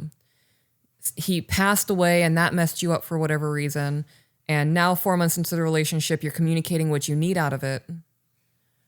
Like where have the conversations been? There hasn't been any. They didn't have a courting phase. So it was just the arguing. I think that they had days that were good and lustful because they were new and days that were not good and lustful because they were in conflict. This is stressing me out because I don't understand it. There's no courting phase. There was nowhere along the line for them to learn to know each other. Yeah. This is hookup culture. Right. Swipe, fuck, and then maybe get into a relationship because the ass was good. Like, that's crazy. Absolutely wild to me. Yeah. Sometimes I think it's just easier to follow someone else's lead out of fear of being judged or rejected. If I just go with whatever you do, you can't say you don't like it, right? That is such flawed thinking. Such flawed thinking. The amount of dangerous situations you can get yourself into because you're too scared to stand up for yourself because somebody might get upset with you. Right. It's a lack of self-worth. I believe that's where that stems from. Yeah. If I just go with whatever you do, you can't say you don't like it, right? But I was starting to feel insecure because in my mind, you should just know I want those things. I know it's an irrational expectation. You can't read minds. And in my mind, I would create the situation and play it over and over. So I'm going to pause there again. So if that's the insecurity that you were talking about at the beginning of this, I was having insecurities that had nothing to do with you last night. And then you go on to say that you were having insecurities because he's supposed to be able to read your mind and he hasn't. And you know that it's irrational and you know it's something that you need to work on. Is this the insecurities that you keep bringing up to him? And have you said, no, I shouldn't even ask that question because she already said, I know I haven't given you the inclination that I need these things from you. So you really have created your own cycle, right? From the information that I'm gathering, the way that I'm processing it, piecing it together with my own borderline and experience, you have created your own tornado of hurting your feelings. Can't be insecure about something that you've never communicated. Right. Right now, if there's insecurity from past relationships, that's bleeding into this. That's a different conversation. In the end, it's all being taken out on him, though. Right. Well, she's getting mad at him over her made up scenarios. That is also true. Yeah. And that statement alone is enough for me to be like, I wouldn't want to be in a relationship with somebody like that. Mm-hmm. Like if this is the reality of it. She just admitted that she's getting mad at him over her made up reality or made up scenarios. Yes. And we know that they get into conflict all the time and she's an over an emotional crier and she loves hard and all of this shit. So every time she gets a little bit of upset in her head and creates a scenario, it's his fucking problem to deal with. Oh, I didn't even think that about is pure crazy psychotic nonsense from a woman. Yeah. I wouldn't be dealing with that shit. I used to do that too, create scenarios in my mind and then hurt my own feelings and then get upset when the person I was with didn't make me feel better about it. Right. I know it's an irrational expectation. You can't read minds. And in my mind, I would create the situation and play it over and over again. And then the insecure thoughts start happening. And all of a sudden, I'm offended because you have a chick in a bathing suit, tattooed up, curvy body, no stretch marks, fat ass, as the background on your phone. So she's everything you're not and you're bothered by it. Yes. Because that's jealousy. I was about to say that's jealousy. Yep. Yeah. I do think that that's very inappropriate. The moment you commit yourself, I gotta be honest, I think that's disgusting. Yeah. Some random chick you don't know on your screensaver. Yeah. Any half naked person as your background is fucking weird to me. If it's not your person, like if it's not your fucking person, mm-hmm. Like, and even with the relationship that we have, and like we have some pretty wild sexual escapades, and I have all kinds of naked yumminess on my phone with you, but I had a picture of you where your ass was exposed at one point, and it wasn't even just your butt crack, like it was just a side, and I felt people don't need to see that if I unlock my phone, and I changed it. That is, I think that's disgusting. You're sexualizing something. Yes. Like, I don't know. I don't like that. I really don't like that. Across the board, in a relationship or not, I think it's disgusting. Mm-hmm. I understand there are people out there who make their money by being that model or whatever the case may be. I personally just don't fuck with it. I agree. But if you start going on a date with somebody and they have a half naked person on their lock screen, that says a lot about the quality of the person that you're sitting down with. Yeah, I agree. So she said that these insecurities have nothing to do with him, but it boiled down to that she's upset that he has a woman on his phone that's not her. Yeah. So it is about him, right? Follow the threads, people. What's your lock screen right now? My lock screen, I'll show you. That's funny. My favorite part on that photo is your finger indents. Yeah. Holding me against you. Yeah, it looks like a fucking marble statue and I love it. That's funny. I took that picture. Yeah, you did. That's funny. Yeah. Harley said that's such a great picture of Chris. That picture was taken by therapy while we were in Costa Rica. It was. And that was right after I tried to steal your coconut. It was. I also have that picture of you holding my coconut. That's my second favorite photo of us. That one? The coconut one. Yeah. Yeah. Yeah, that's a good picture. But you see how appropriate those are? Yeah. Like yours is sexy. Like on your phone? I posed you. Like, I know what the fuck I was doing. Yeah. But it's classy as a motherfucker. Yeah. Like, that is the epitome of like creme de la creme, feminine divinity. Like, you are doing your thing, sexy as fuck. Yeah. Yeah. Yeah. So I said, follow that thread, right? The thing that you land on that makes you most upset and based in reality in life is the thing that's triggering you. Yeah. So yes, I do believe that there are insecurities happening because you're not receiving the level of love that you haven't communicated yet from him. That is worsened by the fact that he has another woman that you don't compare to as his screensaver. Right. I know she's been the background of your phone since we've met. We were also both single when we met, and it didn't matter if we sexualized someone else. Is that for real? Like, you're cool with your man sexualizing somebody? You guys When they were single. just, you think that's an okay thing? Isn't that what we're told constantly, is that men shouldn't sexualize women? Oh yeah, we're not sexual objects. Don't look at me like that. Right. Yeah. True. I can't imagine that you would be okay seeing some dude on my background every time I unlocked my phone. That's not a major ordeal. It just strikes an extra nerve at the moment because of my own insecurities. I am going to add speculation onto this. Do you think it also bothers you because he has not seen you fully naked? How is that possible? I live naked. Like, I don't know how it's possible. Why are you giggling? Because you do. When you said that, and all I could think of was you sitting outside meditating butt naked in the rain. Yeah. Yeah. So if it hasn't happened yet, it's because neither of you have facilitated it. If we'd have been together for 4 months and you hadn't seen me naked yet, you're walking through that front door 5 p.m. with me opening a robe. Yeah. Just gonna make it happen. Yeah. Yeah. Looks better in the daylight, doesn't it, Daddy? Let's go.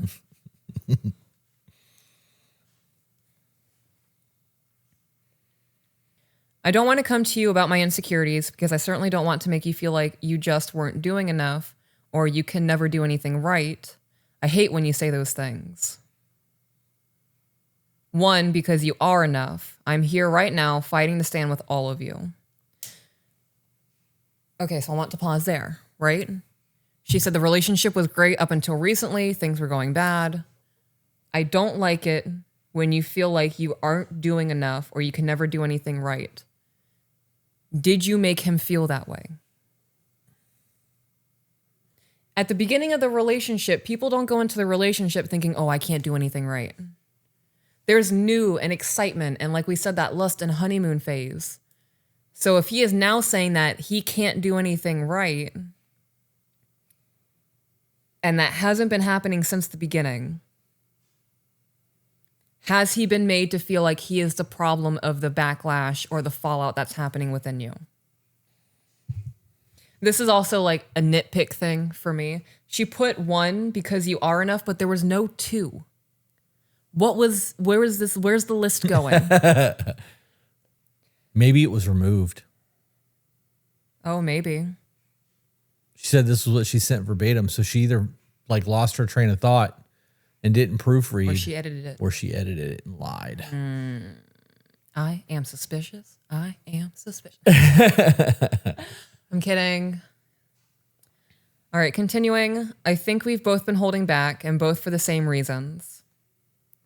Fear of getting hurt. But damn, look at what we're doing to each other right now. Okay, so I want to pause here. I think we've both been holding back and both for the same reasons.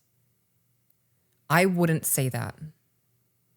I can only relay back to you what you've told me. So I can't say that we're struggling for the same reasons. I know why I'm struggling. And if you haven't told me that you're struggling because me being so emotional is too much for you to handle, I don't know that. All right. I view that sentence as a projection of trying to make sense of what's going on so she can feel more comfortable in the situation. Does that make sense? Mm-hmm. Her being upset and emotional and him being sick and tired of her being upset and emotional is not the same thing. Oh, no, it's not. Okay, I agree with that. Just to clarify, when I say I feel something or my perspective of this is, it's not law. No, it's just your opinion. Right, this is just... Insert a disclaimer, babe. Don't Don't be fucking sensitive. We're not therapists. Not licensed. No, just two people on the internet with opinions. Life experience. Saved a lot of marriages to the extreme to have saved lives. Yep. So I would like to think that on the trajectory that we are on with the wins that we have had yet to somebody, relationships have ended, but they've always thanked us for it. That's true. So we have yet to receive an email of you fucked up on my relationship and I hate you now. Right. Well, even then, we can't fuck up somebody's relationship. Yeah, y'all did that too. We really technically can't make somebody's relationship better. We can give you fucking food and you can decide to eat it or not eat it. The choice is yours. All of the shit's a decision. To choose to listen or not listen or implement or not implement is all a you decision. It's on you. Yeah. This shit sucks. While I'm topping all of this out, it's 2:48 a.m. Once again, there's tension between us. I'm overthinking, you're avoiding it, which you're tired, you're sleeping, I get it. Again, that's why I didn't want to bother you. I was just getting my charger. When I said go back to sleep, I was seriously fighting back tears. I didn't want you to think you did anything wrong because you didn't. It was my own feelings getting hurt over expectations that I set into my sights. I knew you were tired. I knew you didn't want to fight either. But I wasn't trying to fight. I was just trying to deal with my dramatic shit and let you sleep. So he was sleeping. She went into the room to get her phone charger. He woke up, probably checked on her, told him to go back to sleep while fighting back tears. Clearly, there's a sense of caring because he didn't go back to sleep. Right. He heard it in your voice, saw it on your face, something, and chose to stay awake and try and figure out what was going on. Right. There was no credit given for that. None. They also went to bed at different times. Yeah. That's illegal in our household. It is. But you're right. There was no acknowledgement of him trying. Right. I honestly, babe, if you went to bed without me, I would think that you were secretly hiding divorce papers and you were making sure it was all correct before giving it to me. That's funny. I don't remember what we were talking about. This, when we used to record without going live ever, this was like 90% of our podcast content. Which is why I never let other people edit our footage until after we started recording live. This is my first live. Is this normal? No, normally we don't do this in front of you guys. But this is not being recorded directly to YouTube, so I can cut all this out and the rest of the people don't get it. Sorry. Oh my gosh. Okay, so I know I touched on the sleeping thing a little bit before. We've been recording for a while. I don't really remember what I went in depth with. The waking him up, even if you didn't mean to. He wakes up. What's going on? Nothing, go back to sleep. But you were clearly upset, so a conversation transpired. If you truly didn't want to have the conversation, it would have looked like, babe, seriously, I'm going through it right now. Go back to bed. Once I process my shit, we can have a conversation in the morning before you go to work. Love you. I'm going to be in the living room, doom scrolling. See you in the morning. And then leave. There did not have to be conversation beyond that if you didn't want to have the conversation beyond that. I'm not willing to have conversations with you waking you up. In the beginning of our relationship, there were a couple of times where I sat in the living room until 3 or 4 o'clock in the morning trying to process what I'm going through and allowing you to sleep because, one, I knew how little sleep you get. 2, your life is stressful. The last thing you need is a 3 a.m. conversation about how I'm a mess, staying up until probably 5 or 6, going into work the next day feeling how you're feeling, knowing you're going to come back home to the same thing. I'm not willing to put you through that. Yeah. Right? You, not just as my husband, but like you as a human being and everything that you have experienced in life, I don't want to give that to you. I'm curious how many of you, because I can only speak for us, how many of you in the chat, just put a 1 in if you only own one phone charger? I was just thinking that.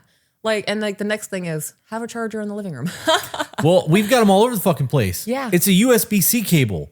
We got kids. Everything takes USB-C now. Mm-hmm. There's no reason for you to have to go and get your phone charger out of the room. Every single USB-C will charge your phone. Yeah. All of them.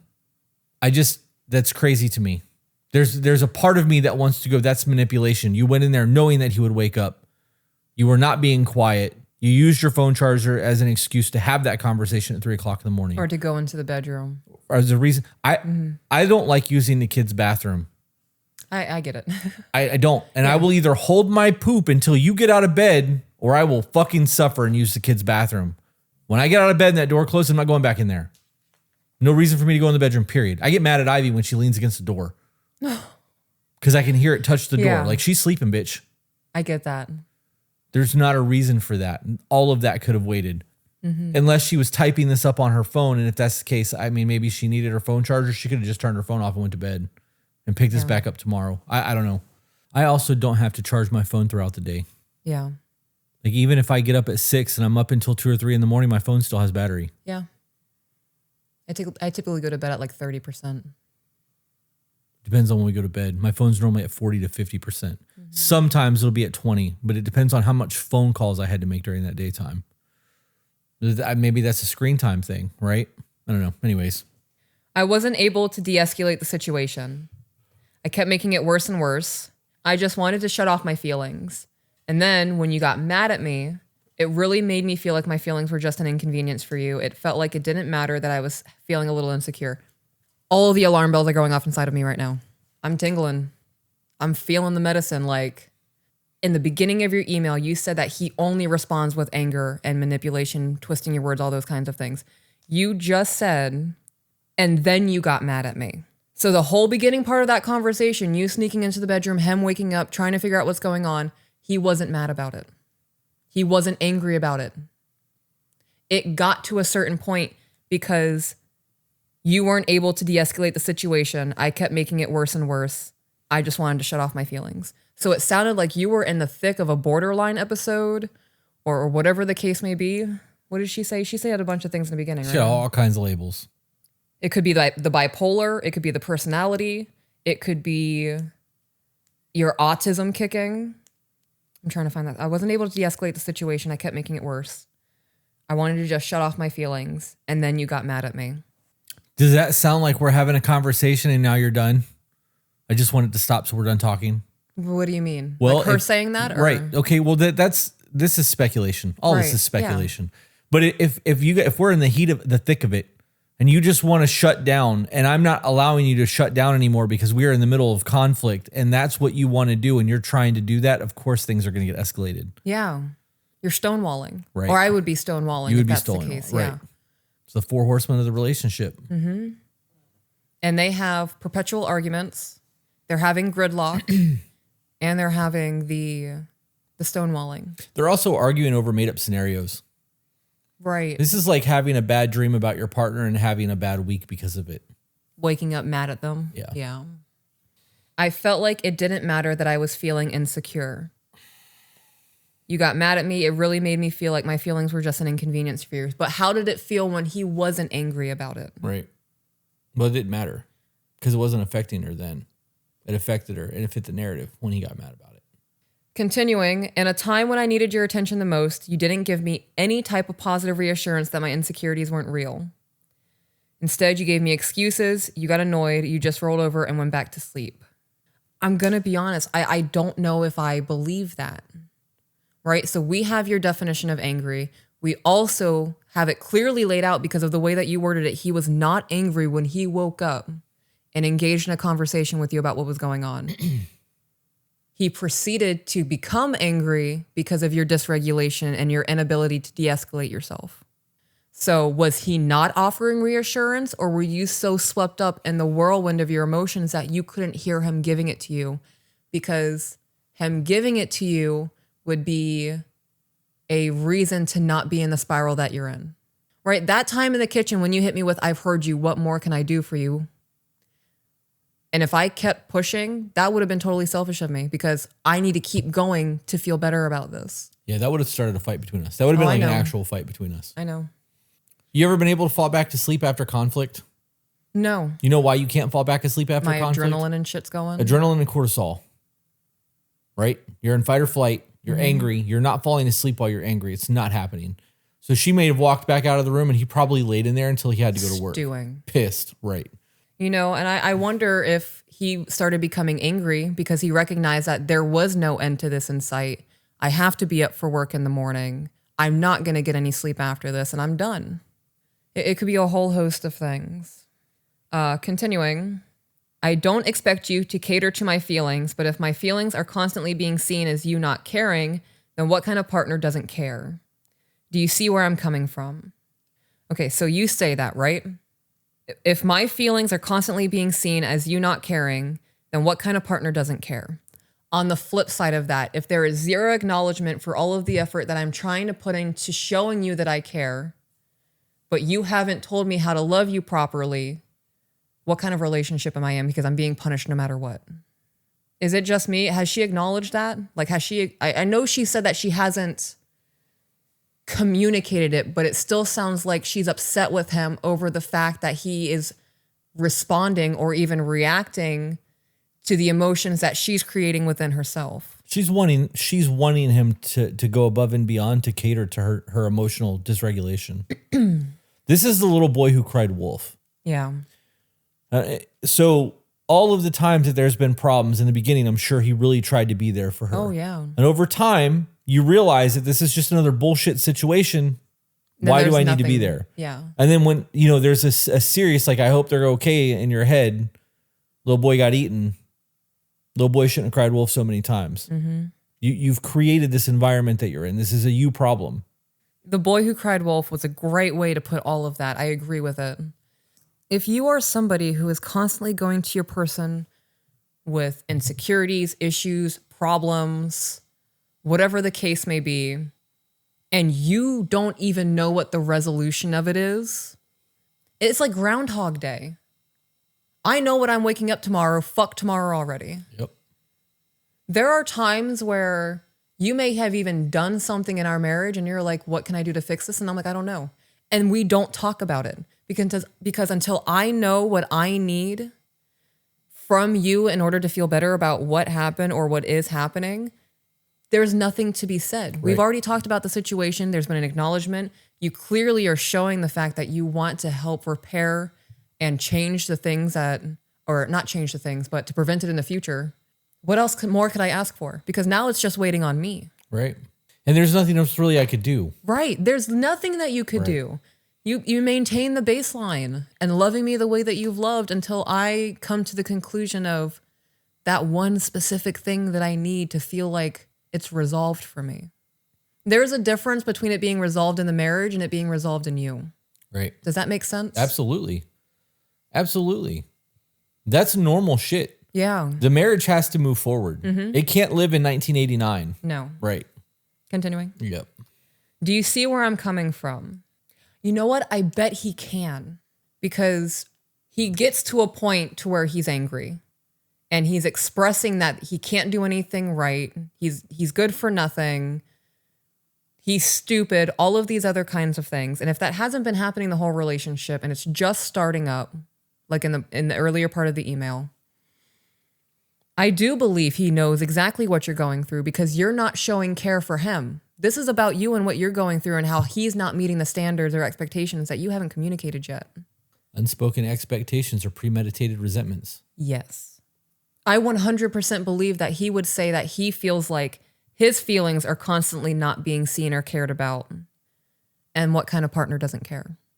That's if he actually gives a shit. Yeah, that is if he gives a shit. Someone in chat said, I feel for her in a way I used to grasp at straws of potential in a relationship, romantic or friendship. My healed, or should I say my healing self, can see the irrational thinking in this now. Us having this conversation is not a fuck you to her in any way, shape, or form. None of our emails are nasty. Like, there have been a couple where, like, you can tell that we... Oh, yeah, like that mom who abused her kids? Right, to prove Fuck a point. her. Right. But that's very few and far Yeah. between. All of the conversations that we have is to help people gain insight to fix themselves. And like somebody said earlier in the chat, this email feels like she wrote it, even though she didn't. Yeah. She's going to gain a whole lot from this because it's, everything that we are saying has nothing to do with her. So she can implement what she feels she can implement. Right. That's why what we do is so successful. So I used to be this person too. yeah. Oh, yeah. Grasping at straws for love and attention. I was so starved of it. I got into relationships with people that I wasn't even attracted to It's insane. because they were feeding something inside of me. I was damaged and broken. with undiagnosed borderline. Any thoughts before I keep going? Mm-mm. If I were to continue to just be on my phone and show you no attention at all, how would that make you feel? How about asking him how he felt when you were actually doing that for the last few weeks? Yeah. Or months or however long it's right. been She admitted she was doing that shit. Yeah, she said her cuddling up to him and all of those things has only been the last few days. Right. And it's because he said something about it. Yeah. She said, we had a conversation and I've been working on it. I know I can do better though. Asking somebody, how would you make that feel, from me is derived from a place of, I want you to say that you would hurt just as much as I'm hurting right now. That's a parenting statement. Yeah. Well, how would that make you feel if somebody was bullying you? Eventually, you would need to say something. What if, instead of showing me, fuck me. He didn't say something though. He did. Okay, did or didn't? You're right. You're right. He did. You said he did say something, and that's why it changed. Well, okay, so that's my assumption because she said that they had a conversation about it, and she was trying to be on her phone less because of that conversation. So the conclusion that I'm drawing there is that he spoke up and said that, or she said something, and he agreed that it was a problem. Something was said there for her to acknowledge that I can't be doing this anymore. Right, but now it's being thrown back in his face in a situation of what if. If that's what happens. Which she said she does. She spirals down that what if. We are watching it play out. Holy shit. Yep. What if, instead of showing you more attention, more affection, what if I just played on my phone even more? Eventually, you're going to start thinking, does she even like me? We need to find the pattern here and figure out how to break it. What is triggering these intense moments? Well, usually my feelings. So I want to pause there. So at what point do these intense moments transpire in a conversation? Because he woke up and wasn't angry. He became angry.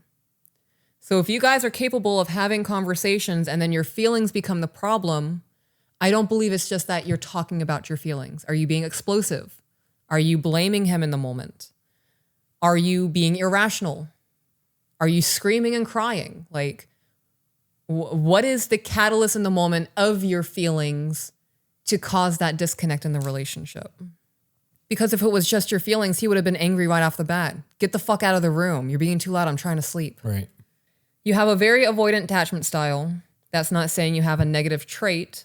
Everyone has their own negative type of traits, and we all usually have childhood trauma or fear of abandonment that causes us to form unhealthy ways of handling things sometimes. Yay, TikTok. Yeah. Pop psychology. I don't like it when people tell me how I feel or what I am. Right. Right. I'll take a compliment. You have amazing energy. Whatever the case may be. I would have said, instead of saying you have a very avoidant attachment style, I would have said, in moments where we have tension or I'm trying to talk about what's going on with me, I feel like you withdraw. That's a great way to word it. I feel disconnected. Yeah. It's all great verbiage. This was another thing that made me pause while I was reading. We don't have to talk about anything, or we talk about everything. That's a lie. We don't have to talk about anything. That's a lie. You want to talk about things, or you wouldn't be writing this letter. You wouldn't be trying to convey what you're going through to him if you didn't want to have a conversation about what was going on. Right. You said you don't want to live this way, or that's the impression that I got out of this. I don't remember verbatim if she says she doesn't want to live this way. I do recall her saying that she doesn't want to live negatively anymore. And that's what this is. End thought. I don't know if you had something to say. Well, on the whole, she doesn't want to live negatively. She's the one that has to change the way she's living. Yeah. If you are not a negative person, the people around you are not normally going to be consistently negative to you. Mm-hmm. It's that whole matched energy thing. Yeah. I also feel the need to state again, even though I stated it a bunch in the original email or the first part of this, that sometimes people are just fuck faces. Oh, yeah. And that could be the case with this guy. Mm-hmm. We don't know. We only have her side of things, and that's what we're picking apart. It's your responsibility to deal with your own healing from that, just like I've handled mine. I know I've been bringing this up a lot lately, and I can feel you getting defensive and frustrated every time. I can see how you could feel attacked. That's why I chose to say intentional words like I feel. When I lead with those words in that moment, I just need you to listen to what my heart is trying to say. Sometimes my words may not come out right. Well, yeah, if you say, I feel like you're a piece of shit, it doesn't matter what you fucking feel like. You just attacked him. That was the exact sentence that came to my mind. Yeah. I feel like you're a piece of shit. Yes. I feel like you have avoidant attachment styles. Yeah. Here's a thought. What if he's happy being who he is? Yeah. And she wants him to change to meet this standard of what she thinks he needs to be in her life, instead of accepting him for who he is, because she's got this idea of his potential. Oh, yeah. Or what he needs to do to cater to her, instead of accepting that this is the man she decided to move in with. Mm-hmm. That's the reality of it. Yeah. I am who the fuck I am. I am changing because I want to change, not because you want me to change. Mm-hmm. Your growth and all the things that you do, it's because you want to do them, not because I want you to be a different version of you. Right. That's all there is to that. We are growing and evolving together, because as you level up, it makes me want to level up. And when I level up, you're like, damn, I need to level up. And like, we are doing that for each other because we want to. It's like Pong, back and forth. But that is what you're doing. Mm-hmm. So anyways, the whole point of what I was trying to say in all of that is, if I was happy with my growth and where I am right now, and this is where I decided to plant my roots and never evolve past where I am currently, eventually you are going to grow past me. Yeah, you're not going to see me anymore. I'm going to be up in the clouds. Right. But if I love me and I'm content being where I am, why should I have to change? I'm happy. I have joy. I have joy in life. If for some reason you wanted me to stop existing in the space that I am in where I have joy, how dare you? Right. How fucking dare you? Find the other person that's going to fill that void in your life. Don't fuck up other people's joy. 100%. I wanted to add on to that.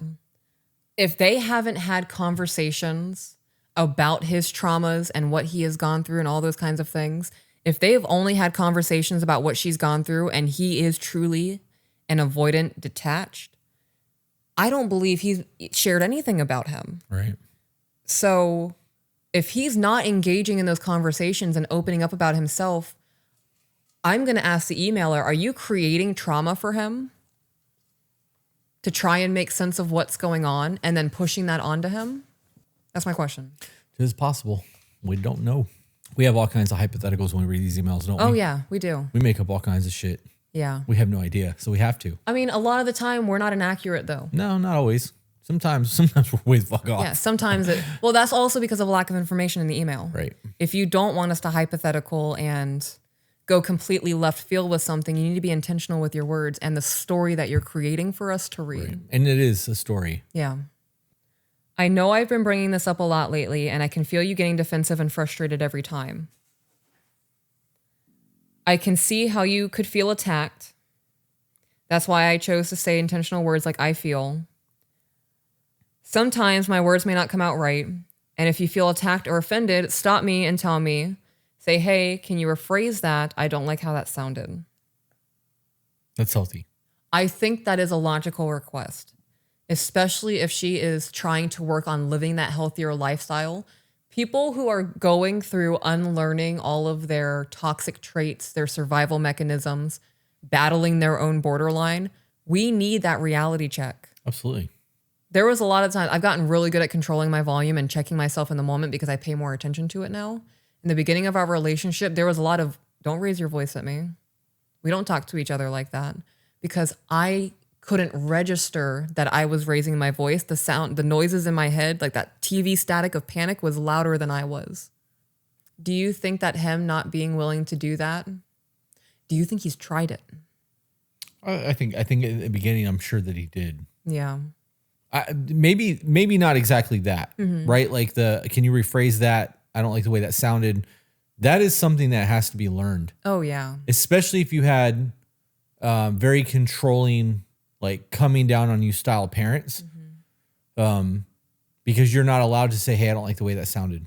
You know, as a kid, if I'd have told my mom, don't yell at me, I'd have gotten my ass beat over that. Like, how dare you talk to me like that, you little shit, disrespect. You know what I mean? So that's something that has to be learned over time. I don't know. I think there's a lot of life lessons that both of these people in this email need to get. I agree. It might be that it's harder for you to understand my deep feelings of emotions because you're so used to just pushing yours down. You're a master at it. I'm not. That's another one of those sentences that got under my skin. It was a jab. Yeah. That's absolutely a jab. Known him for 4 months. He's avoidant, detached. So I don't believe that he has gone in depth in his childhood and sharing his traumas and all those kinds of things. That's her assessment of him being avoidant attached. Okay. Yes, it is.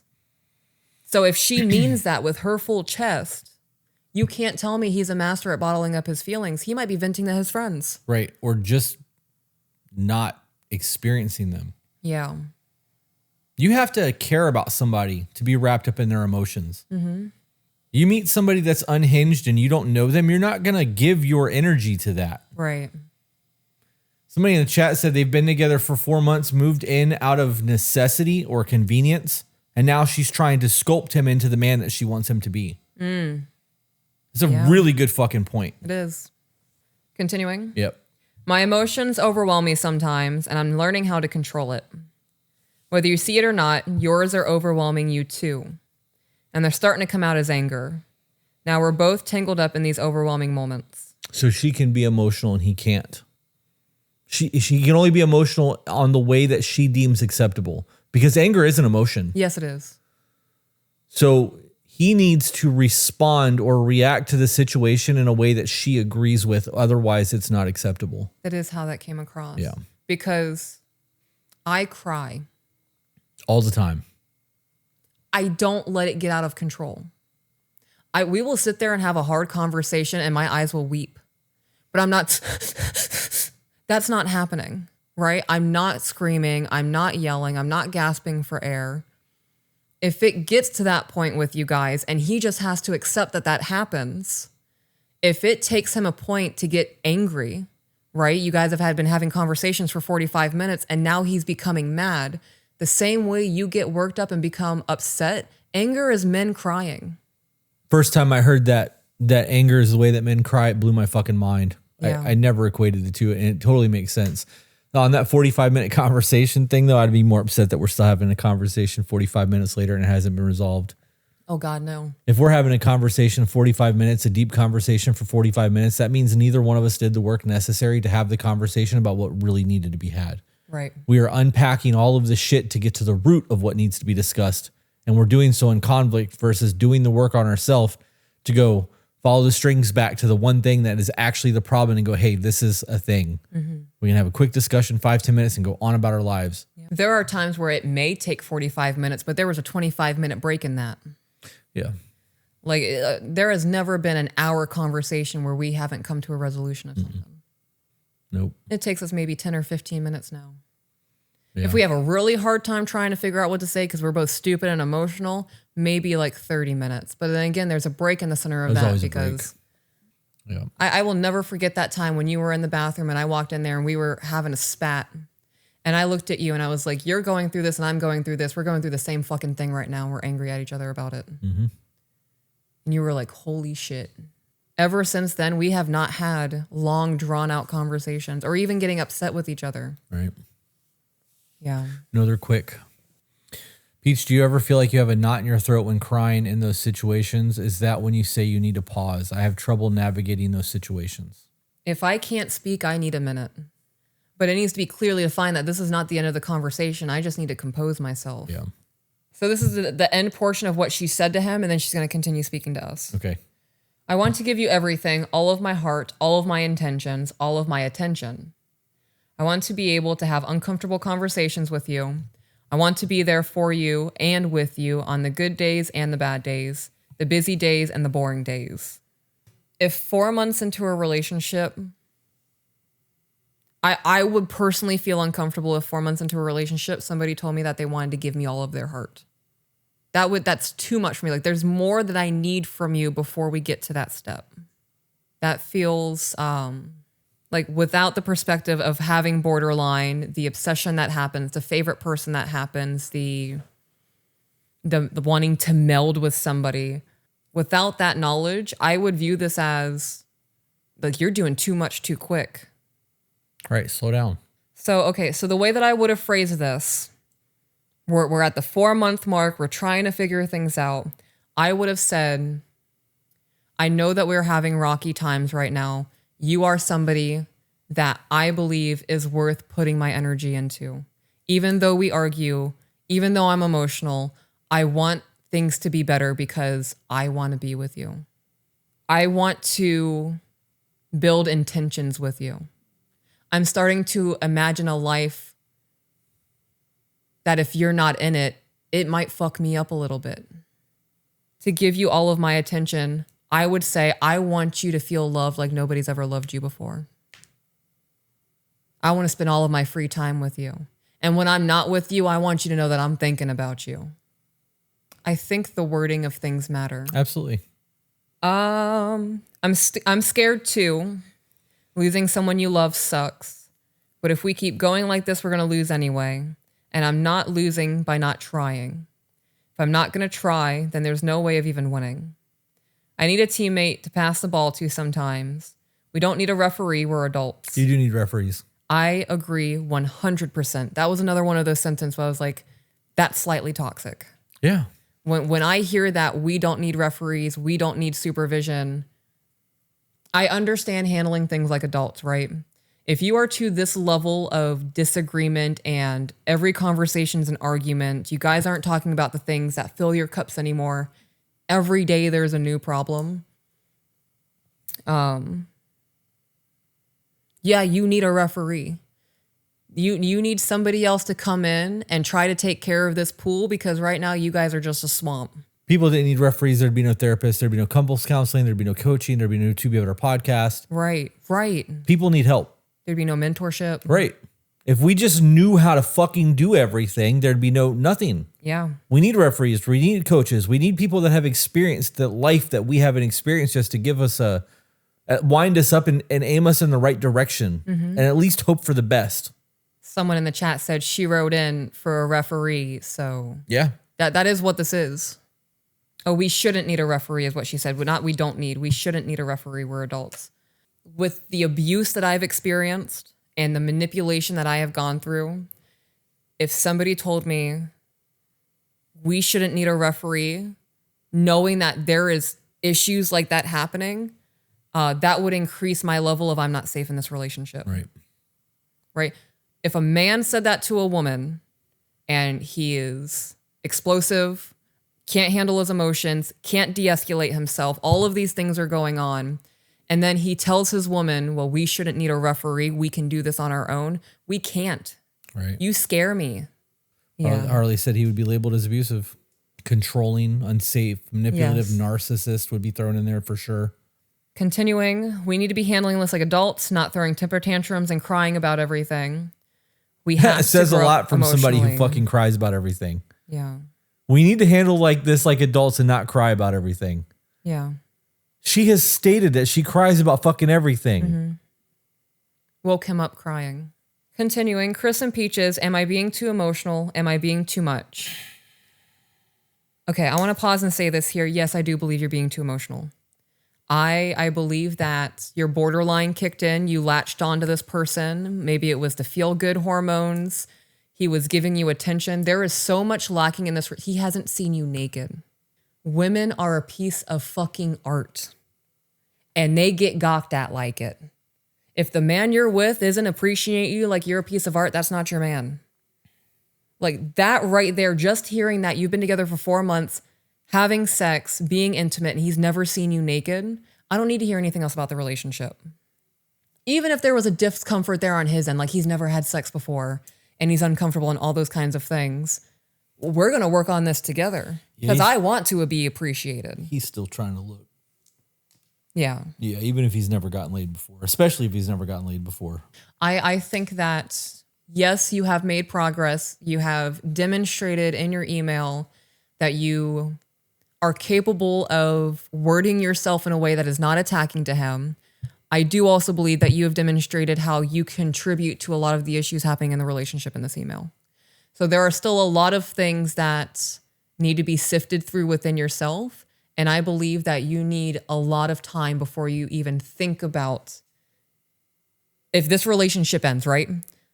If this relationship ends, you need a lot of time to yourself. I wouldn't stay in this relationship. I would move on. Right. You want to stay in this relationship and try and figure this out. You need to back the fuck off.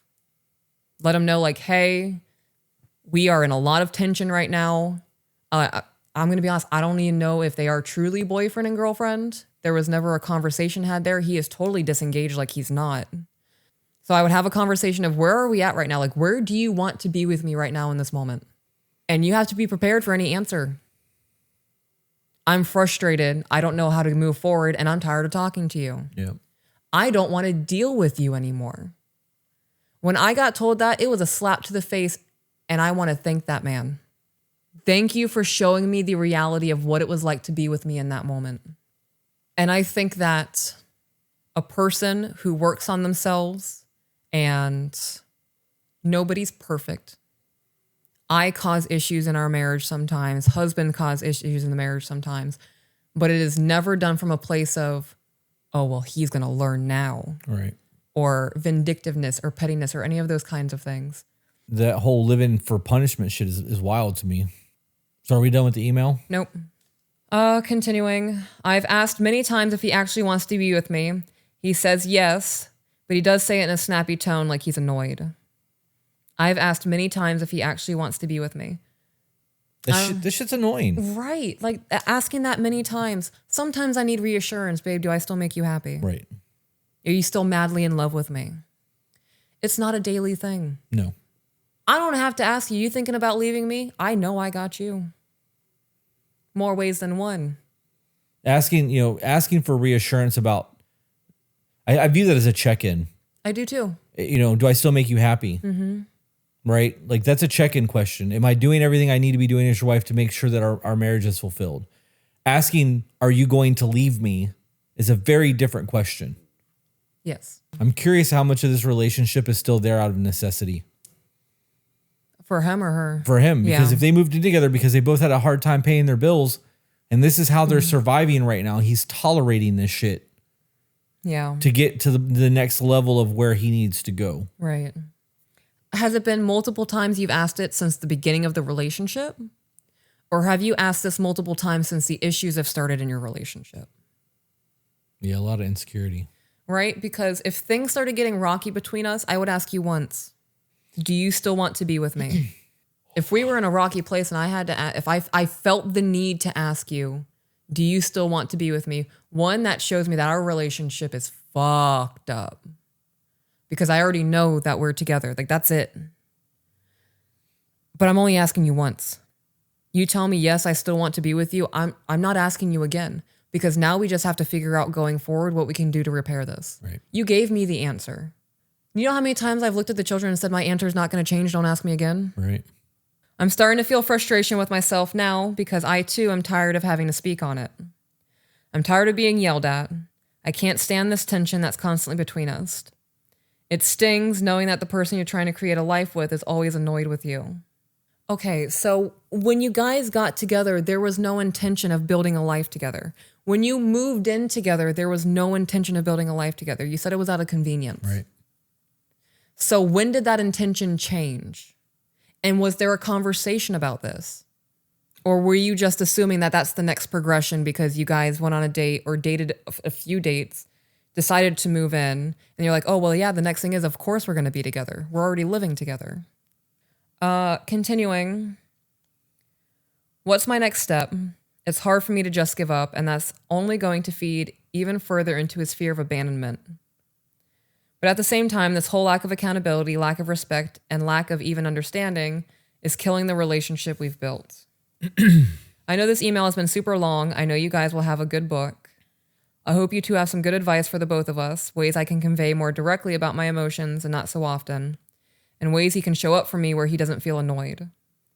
Thank you for your time, and most importantly, thank you for what you're doing for people like us. I appreciate you, your work, your community, and the podcast that has saved some of our lives from our own minds. You need a lot of emotional regulation. Yes. You need to learn to self-soothe. Mm-hmm. All of this getting unhinged and being overly emotional and all that shit is not serving you in life. And stop the what-ifing. Yeah. I don't have advice for him. All we hear is that he's angry, but then there was that instance where you walked in, he was sleeping, he woke up, and he became angry as the conversation continued. Right. So I don't know what it looks like when he tries to soothe you. There was no example given. Even when the things were good in the relationship, there was no example given. I can say have more grace. Maybe be patient with her. Do implement the we don't yell at each other. Yeah. That came across as attacking. Would you mind rephrasing that? I do think that those are all good, healthy things to implement in a relationship. But if he doesn't want to do it, there's nothing you can do to make him do it. Right. Well, those are all things that should be implemented in a relationship, period. I'm not comfortable speaking on the things that he needs to change because we have no idea what he's doing or what he's going through. This is all her email.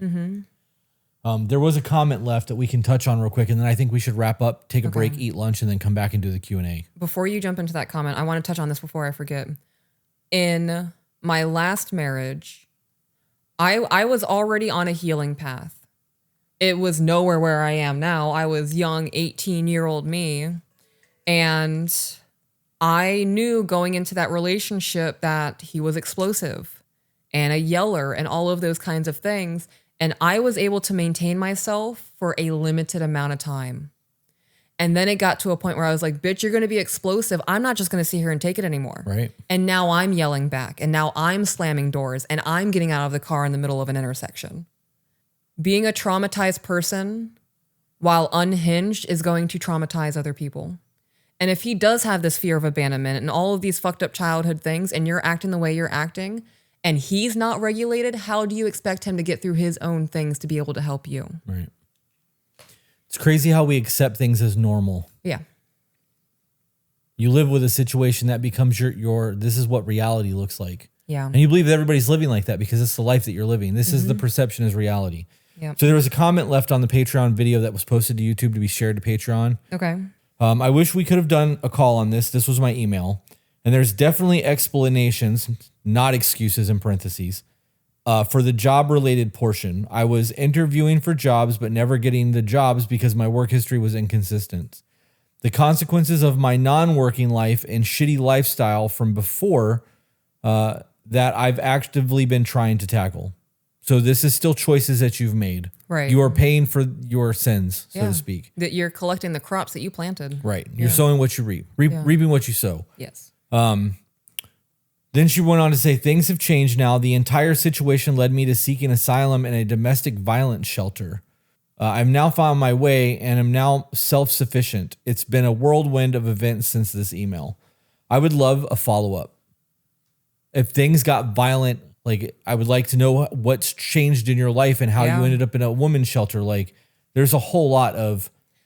You know what's wild? Oh, I'm sorry. I didn't mean to cut you off. It's a whole lot of... It's gone. I'm sorry. I don't care. Go ahead. It's wild. Like, so that was sent in June of this year. It's been 1 month. It's been 1 month. She's out of the shelter. She's self-sufficient, all of those kinds of things. Right. You could have gone to the women's shelter the first time. Right. Right? Not domestic violence, but you could have gone somewhere instead of moving in with this guy. And instead of going through that 4 months of bullshit, could have been on your feet in a month the way you did this time. Right. That's crazy. Yeah. I mean, I'm glad that you got out of it. I'm glad that you're not in that situation. I'm glad you're not tolerating that because fuck that. Right. If he truly is through and through an asshole and didn't want to change and he was everything you described him to be, I'm glad you're out of that situation. Stay out of relationships for a little bit. Yeah. Give yourself some fucking time. Yeah. Change what you're attracted to and like what you're looking for in a partner because you have a shitty choice in men. Yeah. That's a pattern. If this was a one-time relationship, I wouldn't say that. But it's obviously been a consistent thing in your life. With that being said, guys, remember you are the author of your own life. So grab a pen. And we will see you on the next one. Bye, guys.